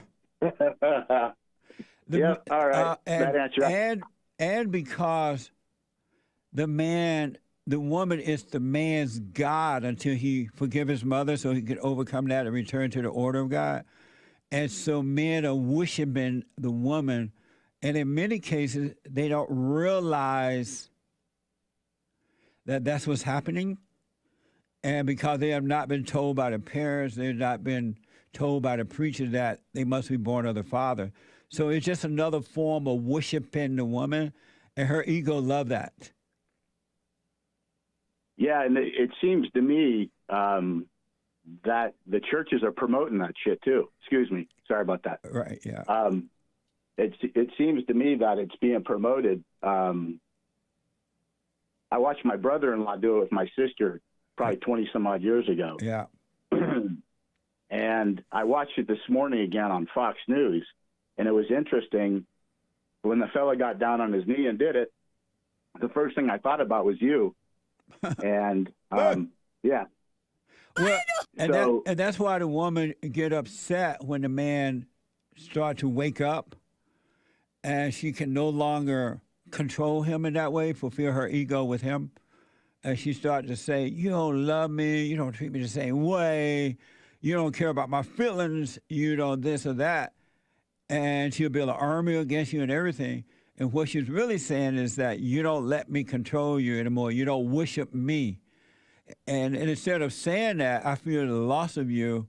And I'm glad. It doesn't feel good, but I'm glad because when a man overcome a woman, he could be a great help to her. As Christ is to the man, he can point her back to the Father. Yeah. So when I thought about you when it happened, I watched all the women in the newsrooms in Fox and all the men and how they toe-talked with it, how they supported it. Yeah. And they actually went right into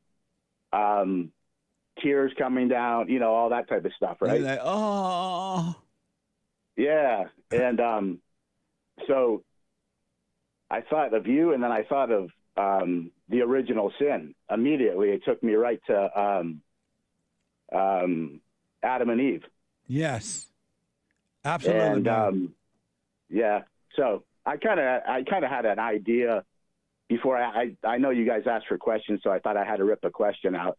I've been listening to you for a while, but I thought it was just I was kind of being more cheeky and jokingly. Right. My wife heard it and she says, "What do you think of that?" And I said, "Well, it goes right back to the original sin. It's where she was demanding him to follow her, or for her to follow him, basically." Absolutely.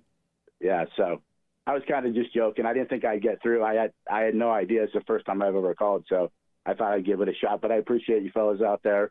All right. And you're doing some serious work, my friend. Well, thank God. And thank you, Stuart. I appreciate it. And Merry Christmas to you, all right? You too, my friend. You have a good day. You too, buddy.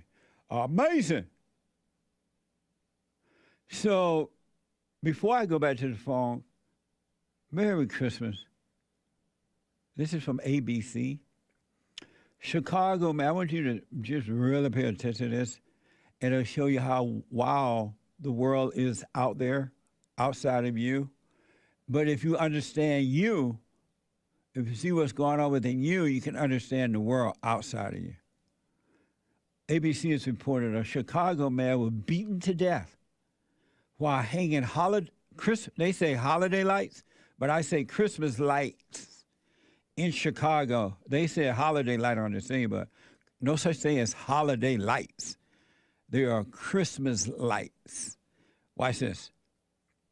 The little kids without their parent for Christmas, without their father, is, it's a big shock. A festive tradition for one Gage Park family, ending in heartache. Jose Tillez was putting up holiday lights on his home when police say two people drove up in a sedan, hopping out armed with blunt objects, beating the 49-year-old in the head and leaving him clinging to life on his front lawn. It happened Saturday evening around 6:30 on 58th Street near St. Louis Avenue. The victim taken to the hospital with critical injuries to the head, where he later passed away. I believe he worked in gardening. He's a hard-working man. Amazing, right? May his soul rest in peace. And we don't know what's really behind this story. Or did he have enemies? Or because when you really think of it, the man, according to the report, is just out there hanging Christmas lights like people normally do. And for some reason, according to the reports, a couple guys just drove up and killed him, beat him to death. Can you just imagine that? If that's not evil, then I don't know what is. And looking to the story, we didn't see anywhere where he said he was affiliated with a game, with gangs or a game organization, or that he had enemies. There may be more to this story, but that's what's happening in the world. I would highly recommend you come to live from within and not without. Do what you want, of course.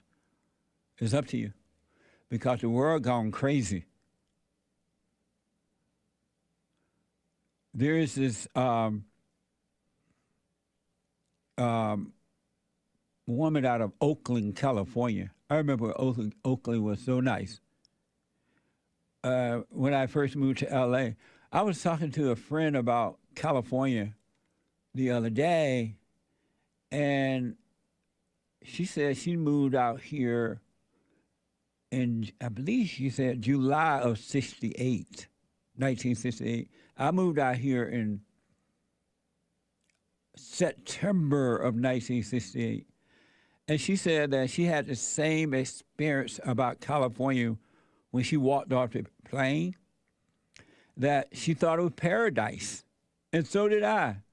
I remember thinking when I walked off the plane, this is paradise. I'm going to live here forever.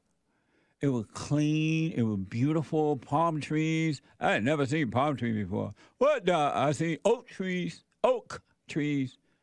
but not palm trees. And it was clean and opportunities everywhere. That's one of the reasons I was able to go from job to job to job, because so many jobs was there. And no homeless people. Downtown L.A., I think they had a few kind of on the east side of downtown. But L.A. even South Central L.A. was amazing at that time. And I used to sit out on the porch there, and she was telling me she had the same experience, and either one of us could never imagine for 1 second that Los Angeles or California, period, could become what it is today, a hellhole. It would just look like, to me, if you are liberal or Democrat, conservative, Republican, whatever you might be, something in you would want to keep nice, and add to it, make it better. And so I never imagined one day that human beings would take over our government, and because of their desire for perceived power and wealth, they would turn the country and California into this in an attempt to control the people due to their own fallen state, their insecurity. And so it was an interesting discussion, and it was amazing to realize that. So this woman, talk about regrets. This woman named Kat Brooks, and she is an activist out of Oakland, California.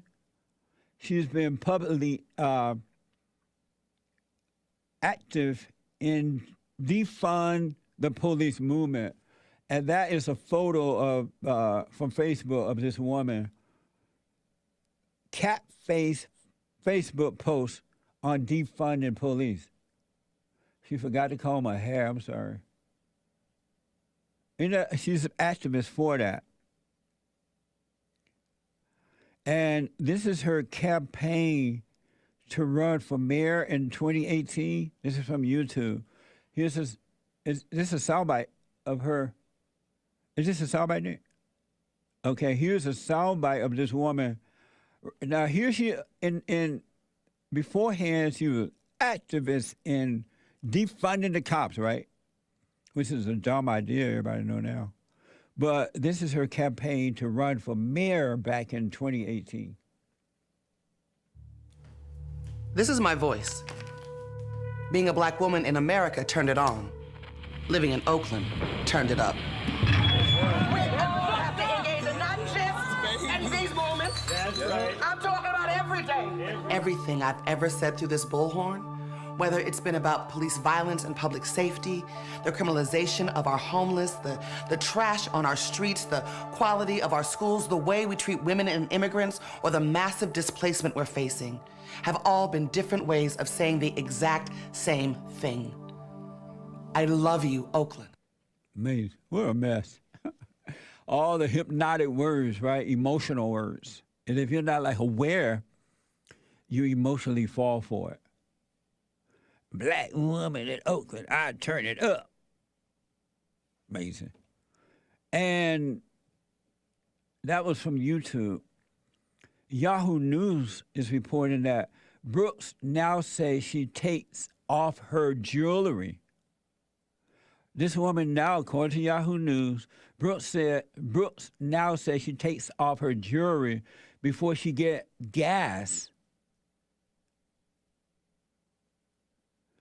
She take it off before she get gas. Now thanks to the increase in crime. So think about that. This woman was pushing to defund the cops. Crime has gone up, and before she get out of her car to get gas, she take her jewelry off. Isn't that amazing?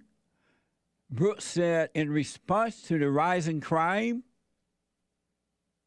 they are begging for more cops because they are begging for more cops because that's what we all are told is the only way to get safe. So she's saying that people are begging for cops now because we've been told that's the only way that people can get safe.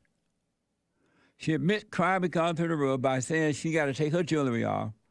She fought to defund the cops. And now she's saying that the people want to get the hold of a crime by bringing back cops. So it sounds like she's not for the cops back yet, but yes, she's scared. I was just so scared. What a mess. What a mess. You got to take control of your own life, folks. Each individual. When I come back, more of your calls, Super Chats and D-Lives. Hake is coming in with the hake news, not the fake news, but the hate news. And James Hake is on fire. One more hour to go. Back in a moment.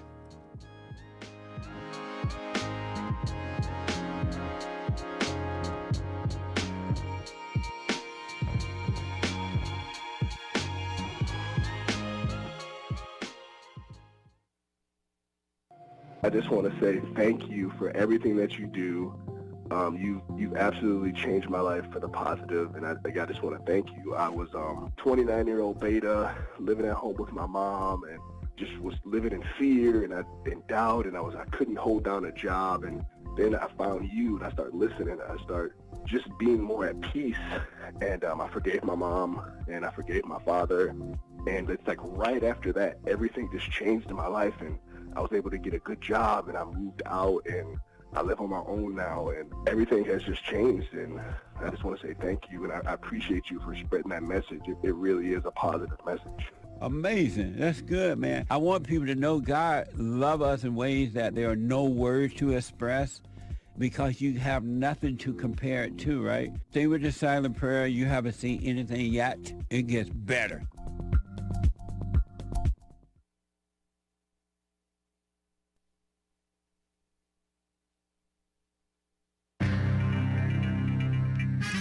The commie shutdowns encouraged and exacerbated the fentanyl overdoses, of course, predictable. This is the end of hour 2 of the Jesse Lee Peterson Show. It is Monday, December 20th, 2021 AD. Stay tuned for hour 3. Jesse Lee will be right back. But first, Hake News, not fake news. After the Jesse Lee Peterson Show, thehakereport.com. Thanks, guys. Join me there. The Hake Report, 9 to 11 a.m. Pacific Standard Time here in Los Angeles.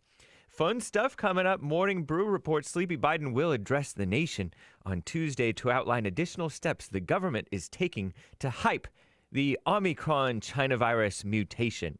The first day of winter is tomorrow, Tuesday, the shortest day of the year for the Northern Hemisphere. Not for you Kiwis or Aussies. It's summer going to be over there for you guys, I guess. The new Matrix Resurrection is coming out on Wednesday. It's a transgender movie, right? Or no? That more ways than one coming out, right? By the way, major inflation report is out Thursday, and Christmas on Saturday. The Staples Center will be renamed Crypto.com Arena on Christmas Day, I guess. Crypto.com Arena doesn't really roll off the tongue. That's the company with that cringy guy, Matt Damon, best known as an actor, during their commercial. Communist shutdown side effects. The Epoch Times reports fentanyl overdoses become the leading cause of death in 18 to 45-year-olds. Ridiculous. Fentanyl-related drug overdoses in 2020 became the top killer in adults ages 18 to 45, overtaking suicide, vehicle accidents, and so-called gun violence. No such thing. According to an analysis of Centers for Disease Control and Prevention data by the nonprofit group Families Against Fentanyl. Probably woman-led. Fentanyl is a synthetic opioid that's 50 to 100 times more potent than morphine, highly addictive and deadly, says the Epoch Times. Buyers may be unaware that drugs that they buy contain illicit fentanyl, a 2-milligram dose of which can be fatal, according to them. Yikes. The substance is most manufactured in Mexico using chemicals supplied from China and trafficked across the southern border by Mexican drug cartels who love to kill Americans. Fentanyl is mixed with other narcotics to increase potency, as well as pressed into counterfeit pain pills that are made to look like blue oxycodone prescription pills and are commonly known as Mexican oxys. Families Against Fentanyl is advocating for the U.S. government to designate fentanyl and its analogs as a weapon of mass destruction under federal statute. More than 100,000 Americans, a record amount, died of drug overdoses reportedly in the 12-month period ending April, according to CDC data. Fentanyl is involved in almost 2/3 of those overdose deaths. During 2020, as lockdowns, communist shutdowns became prolonged and widespread as a overreaction to the scamdemic, right? Overdose fatalities accelerated, which Trump called out. Mainstream media, rhinos, and Democrats didn't care and don't care. CDC reported it more than a year ago. They don't care either. Maybe a few of them do, like the younger ones. Anyway, the southern border is porous because Democrats and rhinos hate Americans. This fiscal year, Customs and Border Protection, CBP, confiscated 11,200 pounds of fentanyl, up from only 2,150 pounds last year.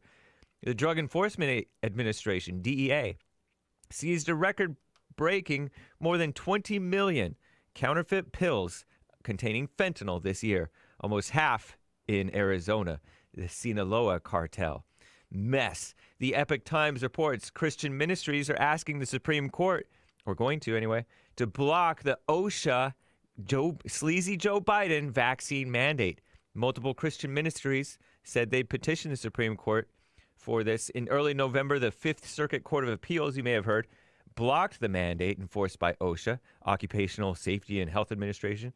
But the Sixth Circuit Court of Appeals, just on December 17th, Friday, they lifted the court's stay, the Fifth Circuit's stay. OSHA said businesses will have until January 10th to make plans to enforce the rule. Now the Supreme Court will hear several consolidated lawsuits against the rule, targeting businesses with over 100 employees, requiring them to either have their workers vaxxed or submit to weekly testing while wearing masks on site.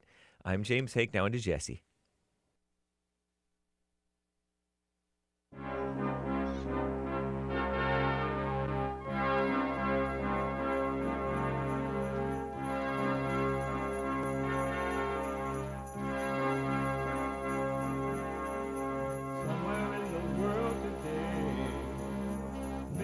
got to stand up strong, face the truth about themselves, to understand what went wrong. I know we can find a way. I know we can find a way. I know we can find a way. Stand up. Stand up. Stand up.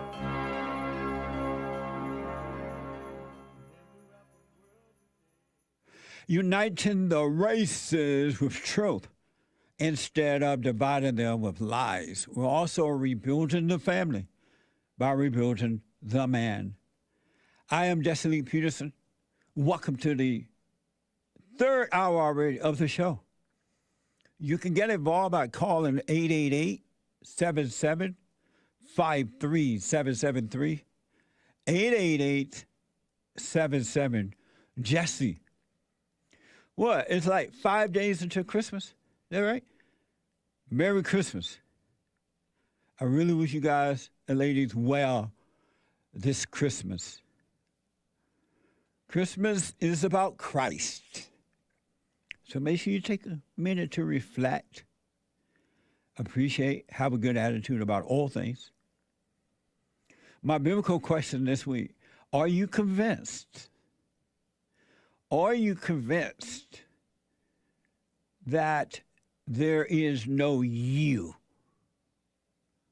Are you convinced that there is no you? And I ask these questions because I want you to get to know you. So pay attention.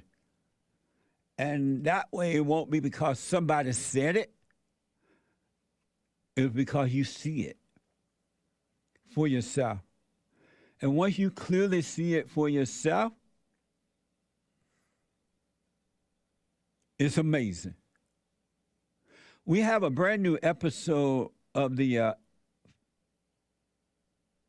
no episode for the Father's Day. This week or next because of the Christmas and New Year's. But so enjoy the replays. All right? I want to quickly give you this, 888-77-53773, 888-77-JESSE. What a mess in the world today, right? I want to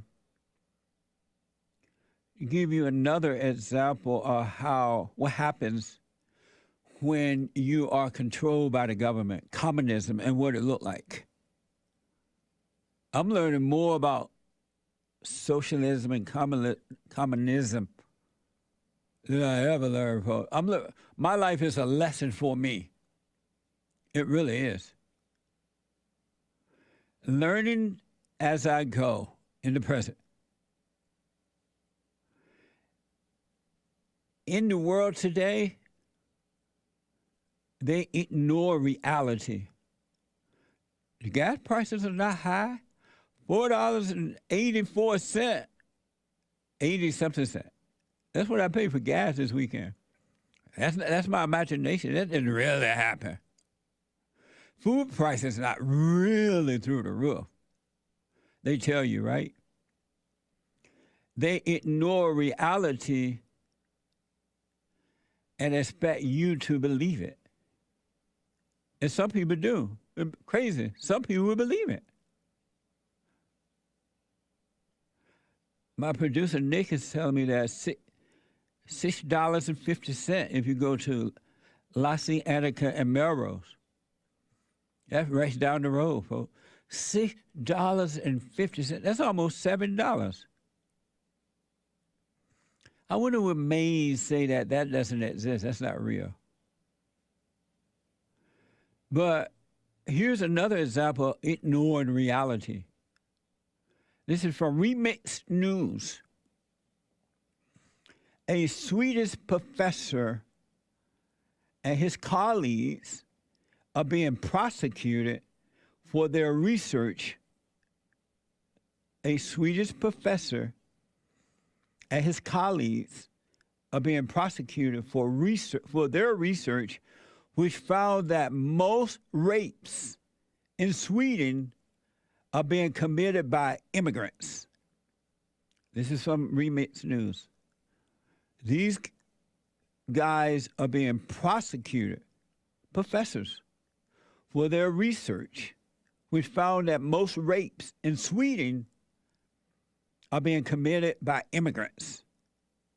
The research was not aimed at racially profiling the offenders, as the scientists themselves put it. But they nevertheless have discovered some facts about the ethnic profile of rapists by accident. So they went out to do a study about a little research about rapes in Sweden. And by chance, they found out it was done mostly by immigrants. I thought we already knew that. It looked like we talked about that before. And because they accidentally find this out, they're being prosecuted.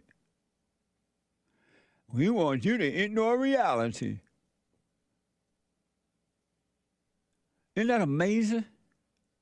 I tell you, folks, do what you want.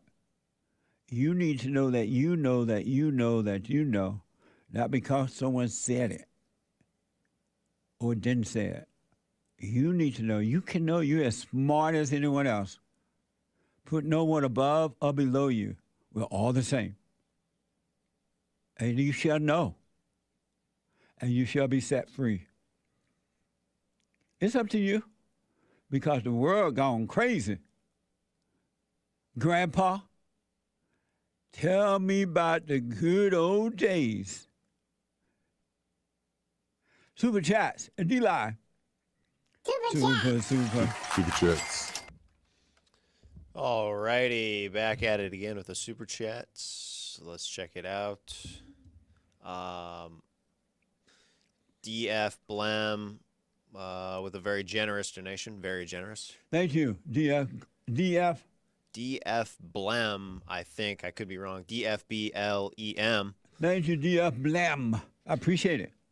They say, I'm planning to fly to China unvaccinated for some new opportunities. Please pray for a safe trip to and from. Thank you, and God bless always. Right on. My prayer is I wish you well. Be safe. Watch your back. God bless you, man, and thank you. Ryan 8U, no message. Thank you, Ryan 8U. Let's see here. From D-Live, Lulu, I think is how you say that, with a diamond, says, great message. Thank you. It was amazing. That's from church? Yep. That was an amazing church service yesterday. If you didn't see it, you can podcast by going to rebuildingtheman.com/church. Check it out. Dustin Hopkins says, thank you. Thank you. Janelle Swenson says, JLP, please describe a godly woman for us. One with no anger in her heart. Her heart is of love and not of stone. Soul Conscious on Streamlabs. Those are the ones from church. These are from today. Okay. Soul Conscious on Streamlabs. Jesse, the one thing I've learned from this pandemic is the importance of owning your own business. Big corporations and government have taught us this lesson. Very good lesson. You're absolutely right. It's one of the good lessons to learn from it. Right on. All My Bone Days on Streamlabs says, Merry Christmas, Jesse, and everyone at Bonds. Looking back, what are your reflections of your 2021 theme to bring back love? Bring back Christianity and love, right? Right. Because that's our theme for this year is to bring back Christianity, bring back love. To love God with all your heart, all your soul, and all your might, and your neighbor as yourself. I think that we got a lot happening because over this year, so many people have called the show or through counseling and realized that they had no love. So they went and forgave, and they became a love. And once they become aware of that, they start to grow in love. So it's been amazing so far. But we got another a couple weeks ago, but it's been amazing. Thanks for asking. General Pawn with a diamond on D-Live says, love is the key to overcoming hate. No matter, you could gain the world, but have no love, you have nothing. It's a waste of time. Love is the answer. And it's not like emotional love, it's the love from God. It's that perfect love. You got to have love. Okay. General Pawn follows up by saying, God bless you, JLP and crew. Thank you. You too. Appreciate it. PJ909 with a diamond on D-Live says, 'tis the season not to be beta. Merry Christmas. 'Tis the season to be jolly. Thank you. Nice. Merry Christmas. Simon on Streamlabs says, God bless the Great Black Hope. Love you, Jesse. Shout out to the Discord. If you're not in the JLP Discord, you are a beta. Thank you. Shout out to you. Merry Christmas. Let's see here. Hambino Gambino on Streamlabs says, dropping off some tithes because you've helped me a lot with the message of forgiveness. God bless you and the crew. Merry Christmas. Merry Christmas to you, and thank you. Appreciate that. Odysseus on Streamlabs says, a few months ago, I asked for advice about overcoming food. You're right. I was overeating because of my anger and fear. Absolutely. Now that I realize that, I've been losing weight like 90 going north. Thanks, nice. Jesse. Right on. Nice. Stay with the prayer so you can see what's going on with you. It's really amazing. Okay. Ghana Sham, I think is how you pronounce that, says, Jesse, a question. If someone is truly convinced they have no free will, what would be their attitude and mindset throughout the day as they go about their lives? It would be amazing.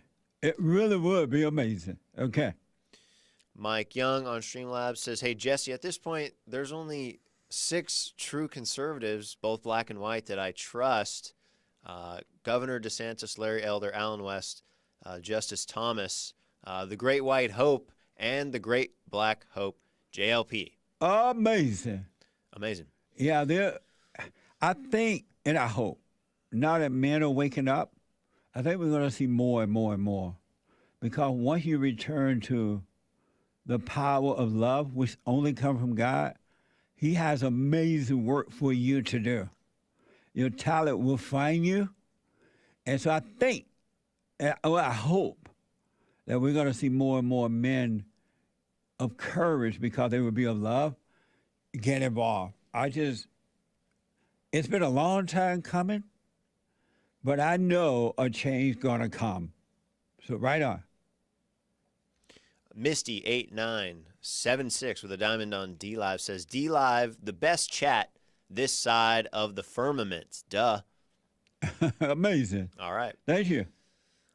Toxic Thomas with a diamond on D-Live says, Jesse crying for his mama like George Floyd? What the? Oh, my mama. When I was sick, I was bad. So true. Yeah. And it looks like that's all for now. Thanks, guys. Thank you all very, very much. I really, really appreciate it. I want to say this first. These professors out of Sweden, according to Remix News, that are being prosecuted for finding a research about immigrants committing rapes. I wonder what would happen if they had found out that they were non-immigrants. They were Swedish people doing it. Would they be prosecuted? Just wondering. I doubt it, but just wondering. The immigrants in America and this country, and other countries, are more protected today by the laws of the land than the citizens of the country. If that's not insane, I don't know what is. The Hate Report is coming up at 9 a.m. in the next hour from 9 to 11 U.S. Pacific time. And Hake is on fire. James, Hake, the Hake Report.com. Ethan is out of Ohio. Ethan, welcome to the show. Merry Christmas. Merry Christmas, Jesse. Thanks for taking my call. Absolutely. Appreciate it. So I've been going to a church lately. Started going to church in the spring. And one thing I've noticed is they're always praying. I mean, you know, before you eat, before you do the service, while you're doing the service, before you do the message. Just, I don't know, there's a lot of prayer, and I don't know, it seems kind of repetitive, but I'm wondering, is that, and it's not a silent prayer, it's where everybody kind of stops and one person, you know, says a prayer. But I was just wondering what you thought of that. That's a good thing, or what's your take on that? Well, I wouldn't call it good or evil. I wouldn't call it right or wrong.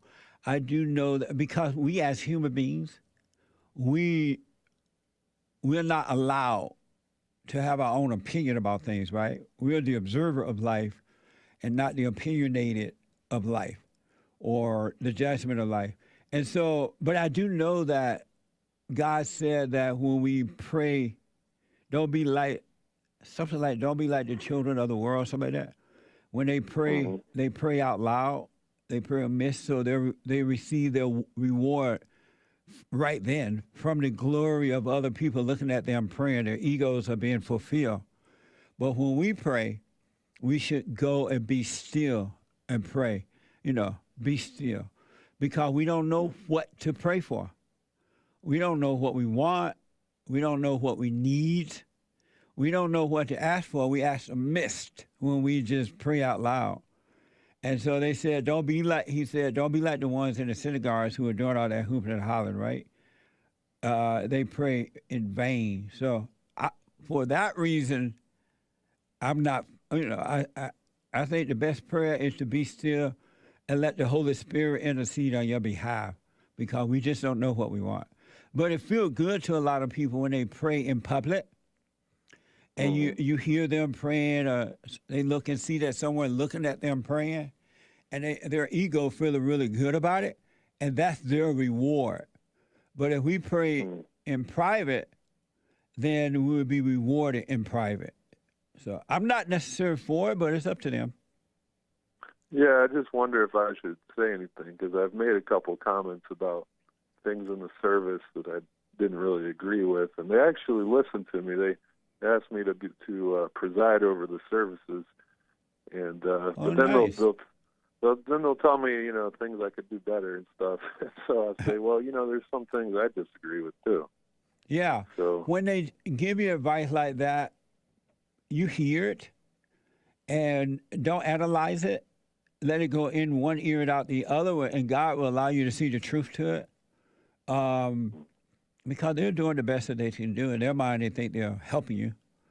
And so you can learn a lot even from your enemy.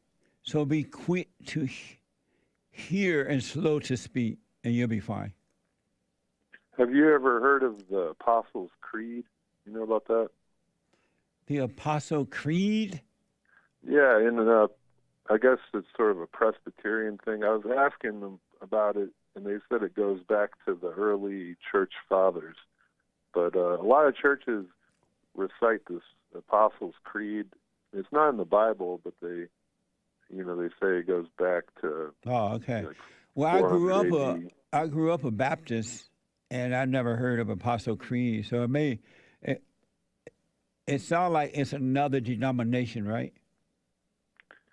It's something that came about along the way, but they recite it every church service. And they recite it every church service? Yeah. What's the purpose of doing that? Well, they say it's like you're kind of declaring, the way you feel about God or something. And, Hankins tell me that as a kid he heard about it.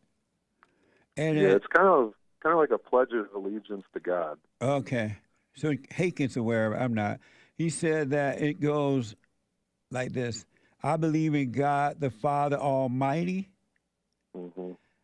maker of heaven and earth, and in Jesus Christ, his only Son, our Lord, who was conceived from the Holy Spirit and born of the Virgin Mary, who suffered under Pontius Pilate, was crucified, died, and was buried, descended into hell, rose again from the dead on the third day, ascended into heaven, and is seated at the right hand of God, the Father Almighty, who will come again to judge the living and the dead. I believe in the Holy Spirit, the Holy Catholic Church, the communion of saints, the forgiveness of sin, the resurrection of the body, and the life everlasting. Amen. So it's like a prayer. Well, I don't know if it's a prayer. It's something we read together, and I'm kind of in charge of leading it now. So, but I don't even really like doing it. What is the purpose of doing it? You say they do it every day, every service? Yeah, they do it every service, and I mentioned it once, and then it kind of just got blown off. But then I mentioned it again this Sunday, and we had a big conversation about it. Yeah. And I don't know if it's something I should even bother with, but yeah, it just feels weird. I'm being told too that it's a Methodist thing, and let me see here. It's a Methodist thing we use to do it every Sunday. They said they know it by heart now. It sounds nice except for that Catholic Church thing, the Holy Catholic Church. Well, they mean Catholic in the lowercase c. Oh. They don't mean the Catholic Church. They just mean like all together. But I wouldn't worry about it, man. I wouldn't put too much thought into it. I would, and the thing about it, you got to do what you want, but I recommend you just, because Satan will use this kind of stuff against you too to create an unnecessary problem, to judge these folks and make yourself feel better, because the ego is always looking for a way to feel good about itself, right? And so if it's something that you don't want to do, don't do it. If it's something that you want to do along with them, do it, but just don't make a big deal of it at all. I'll just tell them to read it. Yeah, if you're going to work, let's say you're going to work with the church, and that's their program, and you want to be a part of this, and they one of the things they do is read this, have them read it. But I wouldn't get into thoughts about it. All right, well, that's kind of where I was at with it anyway. Yeah, because the thought would tell you, oh, you sit still, you're not one of these people. And it'll really make your ego feel like you're better than them. All right, well, can I ask you, so now another thing they do is they still do a lot of arranged marriages. Have you ever heard of that? Marrying by faith, they call it. Like find a wife or husband for you? Yeah. They find somebody. This is Methodist? No, these are actually Koreans. It's kind of Korean. I seen the Korean people do that. Yeah. I wouldn't want somebody else to find a wife for me. Nor would I know now. I would want God to add one, because anytime someone else add it to you or you find it for yourself, it's going to be the wrong idea. But I have seen the Korean people do that. And I think, I may be wrong, but Allah U'apa people do that too. Yeah, I can't really tell if it works or not, because like the pastor and his wife, I mean, they seem like they get along, and they both are really committed to doing their missionary work and stuff. I mean, I really respect the way they've kept at it, and they're your age, so they've been doing this for 40 years. Yeah. And they just keep going, and I respect that, but at the same time, I don't know if they're so duty oriented. Maybe they just. I wouldn't worry about it, man. That's on them. You wish them well. You go to a Korean church? Yeah. Well, they're trying to find me a Korean wife. Oh, did you tell them you didn't want them to? I just kind of blow. I just tell them, whatever. I joke around about it. I tell them like I got to see the catalog and pick one out. But if you play along with it, and then one day they come up with one, what you gonna do then? What you gonna do? What you gonna do when he come for you? Yeah, I don't know. Why not just say, well, I don't want you to find me a wife. I'll leave that up to God. Yeah, maybe I'll just make it clear. But why not, though? What is holding you back? Well, because I if that's what they do, eventually they will come up with a wife for you. Yeah, I guess so. I guess I don't take it seriously. But I know they do. They actually do that. Yeah. But, well, yeah, I don't know. It's kind of a funny situation. I don't know what to expect, but I asked God. I did some silent prayer, and I asked God to open a door for me because I knew I needed to be around some Christians because I don't really have a lot of Christians in my life. Right. And it's weird because I met the pastor 20 years ago when I was a freshman in college, and then all of a sudden he called my business to get some work done. When I went to do the estimate, I realized it was this pastor from back then. Right. Well, just take it one day at a time, and let the Father guide you, and because through all things that He caused and allow you to go through, you can learn and grow from it. So just take it one day and don't put so much thought into it. Just have a wait-and-see attitude, and it'll be fine. Okay. Do you have time for one more question? Real fast. All right. I've kind of been avoiding my parents, just hanging out with them and seeing them. They always want to hang out, see me. Right. And I'm wondering, is this beta or I don't like my dad will. It's the thing is I have to go pick him up and all that kind of stuff. And I find myself just avoiding both of them now. And why do you avoid them? What's your reason for avoiding them? I just don't really get. I don't feel like I get anything out of it. Oh, I see. And your question for me is what? Is that all right that I feel that way, or is this just something that's like I don't know. I can't tell if I'm being normal or if it's weird for me to be doing this. Well, the one thing I can tell you that keep an eye on yourself from within. And if it's something you want to do, hang out with them, fine, if you want to. And something you don't want to do, fine. But you need to know for yourself so you don't do either one out of guilt. You don't want to see them out of guilt, and you don't want to not see them for a reason. You resent them, or you just don't want to be around. Just watch yourself, Ethan, and God will guide you, but you got to keep an eye on yourself. Do not take your eyes off yourself, and you will see what's real and what's not. All right. Because you can only see it in the moment. You can't see it ahead because God doesn't live ahead. He lives in the moment. He's not behind. He lives in the moment. So just be aware and you'll see what to do. All right. Thanks a lot. All right. God bless you. Merry Christmas, man. Merry Christmas. Thank you. Wow, a break already. When I come back, straight to the phones, and I got to take a quick break. Back in a moment. Basically, all I've done is keep my promise. I kept my promise. Back in a moment.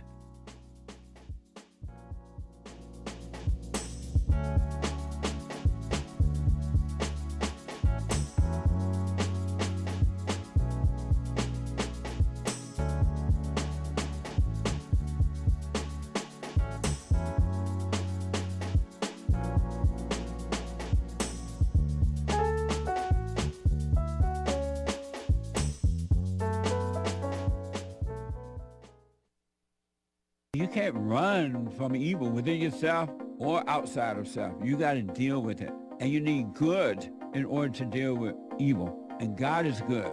You need to return to the Father. And you'll see within you, he will fight the battle for you. And he will fight it without, because he will show you how to deal with it. And you will have no fear. Love God with all your heart, all your soul, all your might, along with nothing else. Nothing else means yourself, your children, your wife, your things, your ego, your reputation, and all that. You can't care about any of that. The children of anger will use it to control you. But if you love God, he will renew your mind, and none of those things will be before him. And so when they go after you, oh, well, you may take my body, you may take my things, but you're not going to take my soul. And that's a true reality.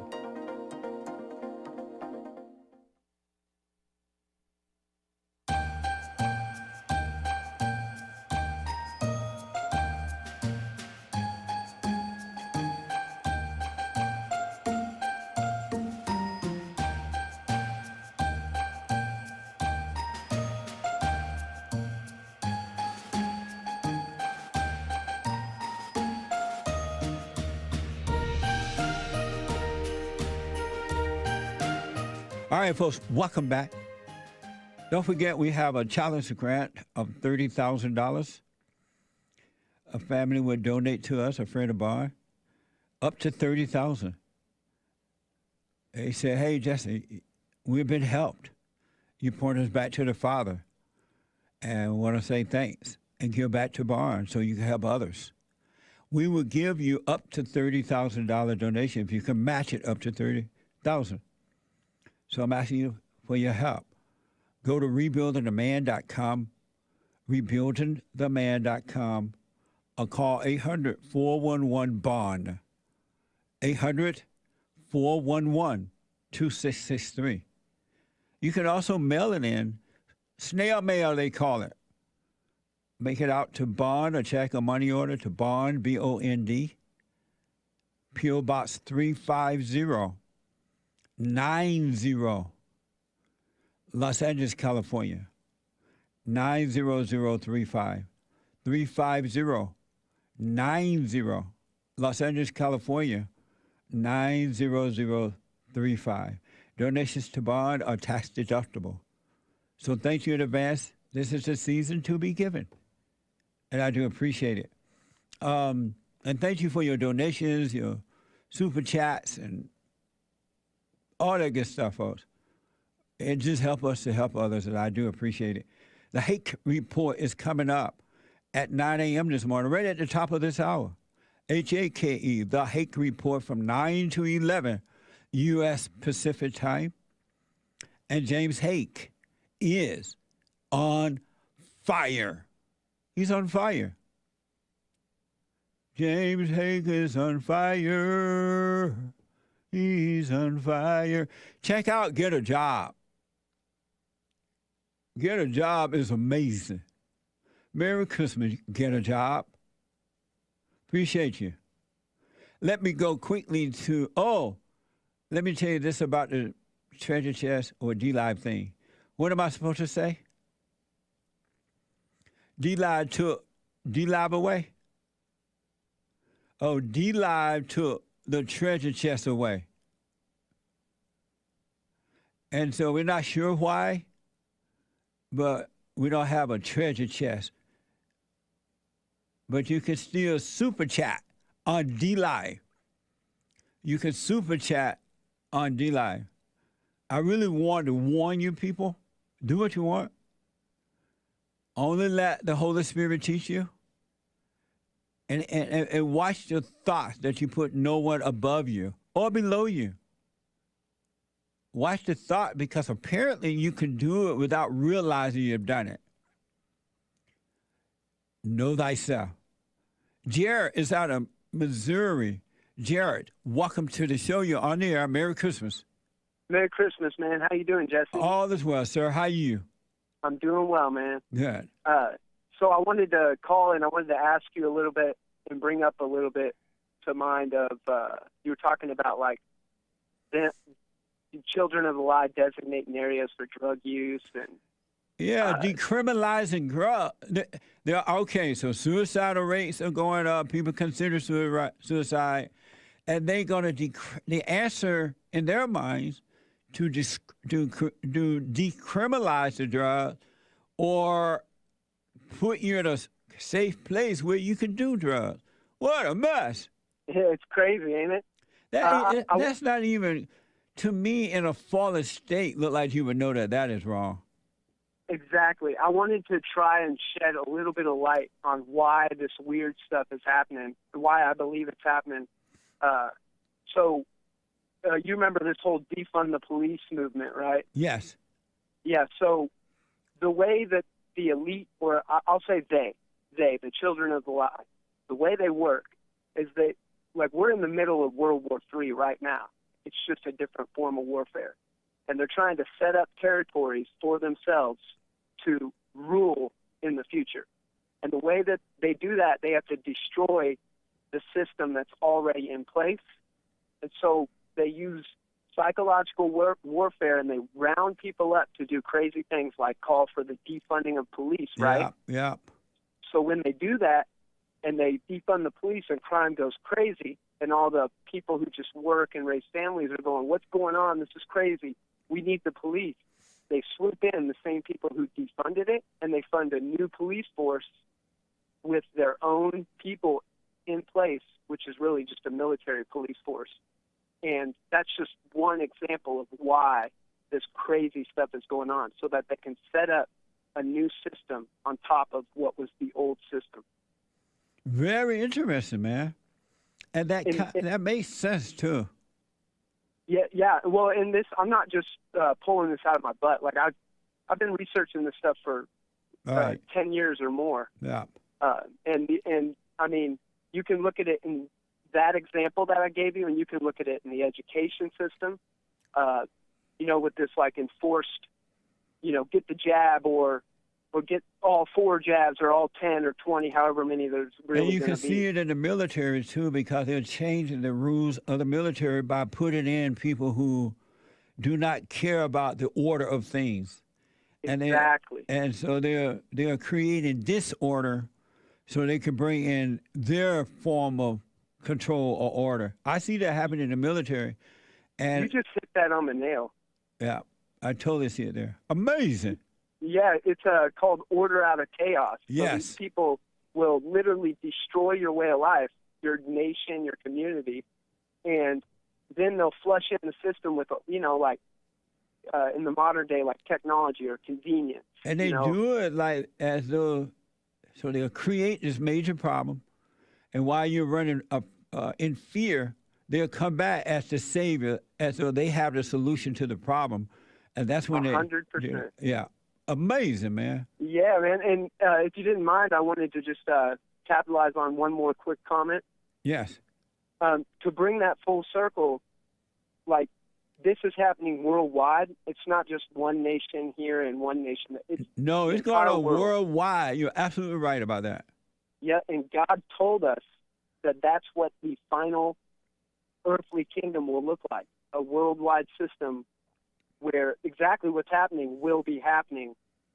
Jesus told us that thousands of years ago. And everybody's like, the mark of the beast, the mark of the beast. Well, here's the thing. The mark of the beast is not something that they're going to come to you with and be like, hey, here's the mark of the beast. Put it in your forehead. Right. The reason the Antichrist gets power, it says in the scriptures, through deception. So if we rise above all the, getting caught in the moment, like you talk about, rise above it, and just pay attention, we can see that the Antichrist is taking over right now. This is definitely no game, man. That's why once you are born again of the Father, you will overcome fear. He will cause you, because you can't make yourself, be in the world but not of it. And so while the children of the lie are freaking out, those who believed in the world, they're freaking out and worried, not realizing they are helping these people to handicap them. The children of God would not have that fear. They wouldn't worry. They would not freak out, because they would know that the Father is with them. The world would be freaking, worrying about this and that, their jobs and everything else. But the children of God will not worry, because they know all is well within them. Yeah, we're going to live forever. We have nothing to be afraid of. Yeah. when this mess is all cleaned up, we live eternally in the way that it was meant to be in the Garden of Eden. Yeah. The way it was meant to be before all this stuff began. Paradise on earth. Exactly. Yeah, the mark of the beast, I'm telling you, it's going to be more like a spiritual mark. It's going to be both, but it's going to be, people are going to become like animals. Because I think that is happening, man. But I think the Christians are waiting for the 666 mark to be put on their forehead. Yeah, the mark's already here. Yeah. Yeah, the mark is already here. You can see it in the way people are acting. Yeah. You know, a child of God won't act like that when they have the Spirit of God in them. They just won't do some of the things that are happening worldwide right now. And you're right. Once they're guided by the Spirit, which is love, they will not be reacting. Because in love, which is of God, His nature, there is no fear. Exactly, man. Only Satan has fear. Satan is afraid. Yeah, his head got stepped on 2,000 years ago when our king came. Yeah. All we're seeing is the snake's body wiggle a little bit before it gets thrown out. Amazing. Amazing call, Jared. Thank you for that, man. Thank you, Jesse. Thanks for all you do, my friend. You too, man. And amazing Christmas present. Thank you. God bless you, man. And God bless you. Thank you. Bye now. Amazing, folks. That's why I'm warning you. Go and forgive. God will forgive you so you can live from within. The kingdom of heaven is within. And there are so many opportunities out there that is given to you to know thyself so you can forgive and be free. Because the world gone crazy, and there's no sign that it's going to change anytime soon.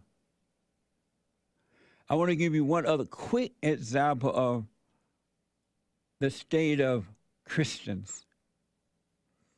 And as the 80-something-year-old man reminded me, and I already know it because I remember real Christianity compared to today. Christians are weak today. It's gone. It's so gone that, there's people waking up, so it's coming back. But Christianity today is not of yesterday. We're bringing back yesterday's Christianity. Daily Mirror's reported, a newly ordained pastor from Chicago, a pastor is dressing up in drag. A newly ordained pastor from Chicago is dressing up in drag in order to lead church services with children. Watch this. Have any of you ever seen a drag queen? No? No, this is everybody's first time they're ever seeing a drag queen? Well, hello. I am also a boy most of the time when I'm here, but today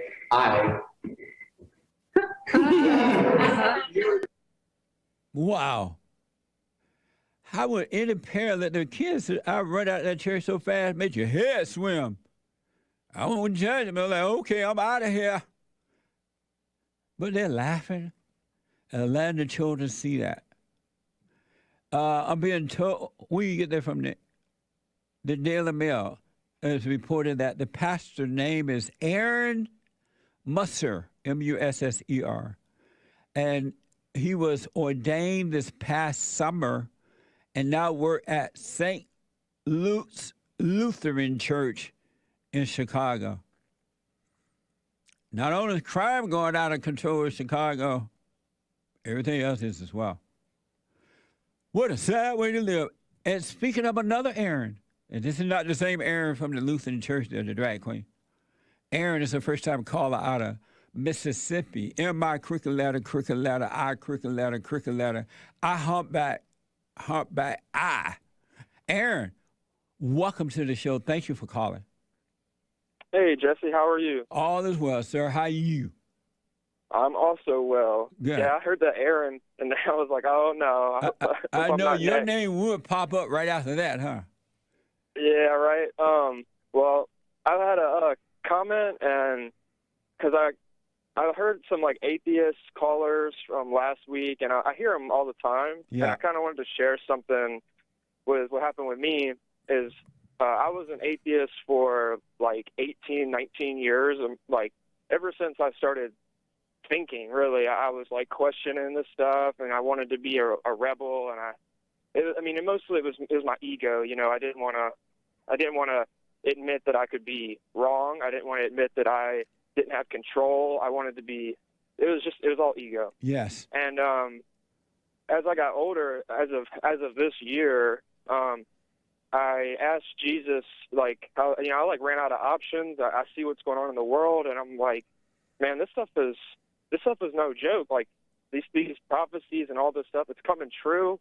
You know, you have to be blind to ignore it. Yeah. And so I was like, you know, let me just ask Jesus. Let me give this a shot. Let me say, okay, can you give me discernment? Well, first I asked for him to come into my heart, and I asked for discernment. Yes. And it was like not long after that, I found your show. Like the algorithm of YouTube somehow beamed it to me, and now, like, you know, I'm a 28-year-old. I guess I'm still a beta, but I'm currently like trying to move out of my mom's house. Yeah. I got disgusted with myself. I'm like, what am I doing? Like now I can't even recognize who I was. I'm like, you know, I'm working all the time now. I'm trying to save. I don't complain. I just go to work. I get things done, and I'm trying to be a man. And now I like can't even be around my mom that long because I'm just like, you know, you held me down for so long. I forgave her, talked to her, and this huge weight was lifted off of my shoulders, and I didn't even know it was there. And so now I'm just like grinding and getting things done. And you know, the atheists that are listening, like, I know what that's like. It's just your ego, though. It's just we don't want to be wrong. We don't want to admit that we might not know everything. And then if you let God come into your life, you ask Jesus to come into your life. Like, you could listen to this show, you could do everything Jesse says, but until you ask Jesus to come into your life, you really don't know what's going on. And now it's like, with all the political stuff going on, you can't fight this battle without Jesus. I'm not even kidding. You need discernment. You have to have discernment because you will get fooled by these people. You still believe in the world. You still believe in science and medicine. And not saying that can't be true. And theology and all that stuff. Like the Bible thought people believe in theology, but they don't believe in God. Right. And once you have Jesus, you can. It's like almost like a force field goes around you, and you cannot be deceived by these people. It's like, you know, with Fauci and Bill Gates, and they're doing all this stuff. They shoot this propaganda in my face, and I like just laugh at it now. It's like you see right through it. Yeah. Because you have to have Jesus, you have to have God, or they will fool you again. Yep. So that's what I want the atheists listening to kind of recognize is that. You might be doing everything right, but until you have that discernment, you're going to get fooled again. Like, it's just going to happen because you still are tethered to this world. But now it's like, man, it's so crazy. Like, my whole life is changing. It wasn't overnight. Yeah. But the feelings are, I mean, it's like everything is different now. It's so crazy, man. Aaron, I totally understand that. What an amazing testimony for Christmas season, man. You're absolutely 100% correct. And when you said that you could hardly remember how you was before, that is so true. You get to a point where you just don't remember how you were before, because when you forgive, you forget, and then God also changes everything about you because you're now back with him. And he's just drawing you closer and closer because his desire is to emerge with you. And he and you become one. So I totally understand, man. Amazing call, Aaron. It's just an amazing thing that was able. I'm just blessed that I was finally able to open my eyes and see it. And I overcame fear. Well, I'm overcoming it. Now I'm talking to my family, and my mom or someone's like will be complaining about something or she needs advice. I'm just like, you need to do the silent prayer. You know, you need to overcome fear, quit worrying, get closer to God, you'll see the truth, and it's like they can see the difference now. They start listening to me now, but not me, but I'm just telling them what you tell people. Yeah. And now they're like overcoming that stuff too. It's just really crazy. The stuff you're talking about is 100% effective. It's safe and effective. It works. That's right. And when you truly go and forgive your parents, especially your mother, and you're born of the Father, amazing things happen. Some people get it. Some people stay with it. Some don't. But true seekers, those who really, really, really, really, really are willing to go through the fire, they stay with it, and there are no words to say but amazing. It become amazing. Amazing. It really does. Yeah. Wow. Aaron, thank you, man. Well, thank you, Jesse, for continuously spreading the good word and showing people there's the truth out there, that you're being deceived by the world. And I mean, you and your crew have just seriously opened my eyes, and I'm very grateful for you. And I want y'all to have a Merry Christmas. I just wanted to share that. Well, I love the testimony. I appreciate it. And the beauty is now you are a disciple of the Father, and you're spreading it. And you will, because of that, someone else will hear it, and they will return to the Father. And it will go on and on. Just like the lie spreads, so shall the truth spread. Yeah, and now the world, I mean, it seems like everybody hates me. All my friends I grew up with, Yeah. I tell them, and they don't want to listen to me anymore. It's like they're disgusted with who I am. But I'm at peace now. Like That's right. I'm laughing about it. I can see the anger and the pain within them that they had when they were in a fallen state like I was. Yes. And so now I see it. And it's not them. So that's why we can't judge, because it's not them. It's that ego that made a home in them. And in their mind and in their bodies, it feels like it's them. So don't judge them. They cannot see. And just wish them well and let the Lord's will be done. All right. Well, thank you. Aaron, good advice. Amazing call, man. Thank you. Yes, sir. Well, you have a blessed day. Merry Christmas, you and the crew, and I appreciate you taking my call. Absolutely. God bless you. Call me again. God bless you too, Jesse. All right, buddy. Have a good day. All right, you too. Amazing Christmas call, right? Testimony. You can tell when people see it for themselves and not just because someone said it. Only God can show you the truth. No human being. Do we have any super chats or anything? I don't see any sign that we do.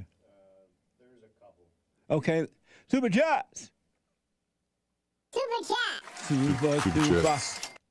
All right, let's check them out. We've got Evgeny Crosby with the diamond on D-Live says, Nick is under the mistletoe with his sparkly shirt. The anchor baby. Very nice. Yeah. Powers that bear with a diamond on D-Live. No message. Thank you. Thank you. And we can still do the top contributors. Okay. On D-Live, just no treasure chest. They were General Pawn, Toxic Thomas, and Misty 8976. Amazing. Looks like there's a couple more here. Thank you, James. Charlene C. With a diamond on D-Live says, Merry Christmas, Jesse and crew. Love you. Thank you. Love you as well, and Merry Christmas. We've got Turkey Man, Stinky Boy. What's up? Turkey Man, Stinky Boy. That's right. On Streamlabs, says the Roman Empire never fell, it just dispersed. The Roman Catholic Church controls the world. It's a pagan cult. The Pope's title is the highest priest, and so is Caesar's title. The Pope is basically Caesar. May the Christian Lord help us destroy them. Well, make sure you don't make the Pope tick. The Pope get ticked. He follows up by saying, this Roman Catholic popery has destroyed America and Christianity. They use the Old Testament to control people. Catholicism is founded by the cult of the Virgin Mary. It's a pagan religion based on worship of the mother. Look it up.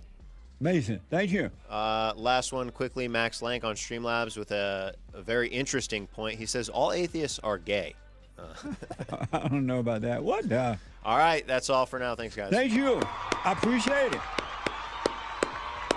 Amazing show today, folks. I've enjoyed your testimonies, your feedback, your questions, and thank you for it. Thank you for the super chats and D Live. Don't forget to help match the $30,000 matching grant by going to rebuildingtheman.com or call it 800-411-BOND, 800-411-2663. The Hake Report is coming up now. The Hake, H-A-K-E report.com from 9 to 11 U.S. Pacific time. Solomon out of California. Rick out of Maine. And the rest, those who are hanging up, I am out of time. But I'll be back tomorrow if the Lord is willing and the creek don't rise.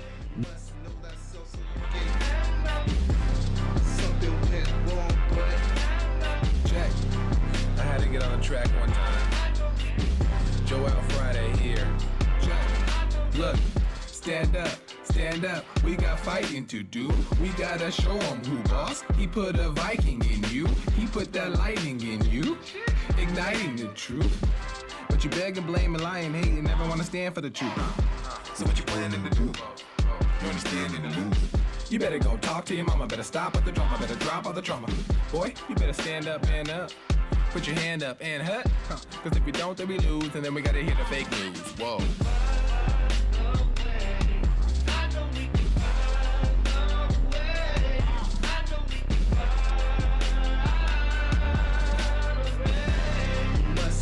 So you get something went wrong, but face the truth about yourself and just seek first God's kingdom, cause you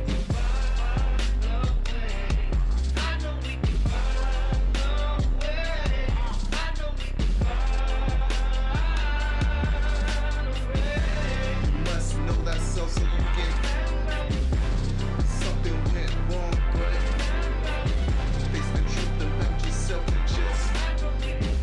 seek first God's kingdom, cause I know we can find a way. I know we can find a way.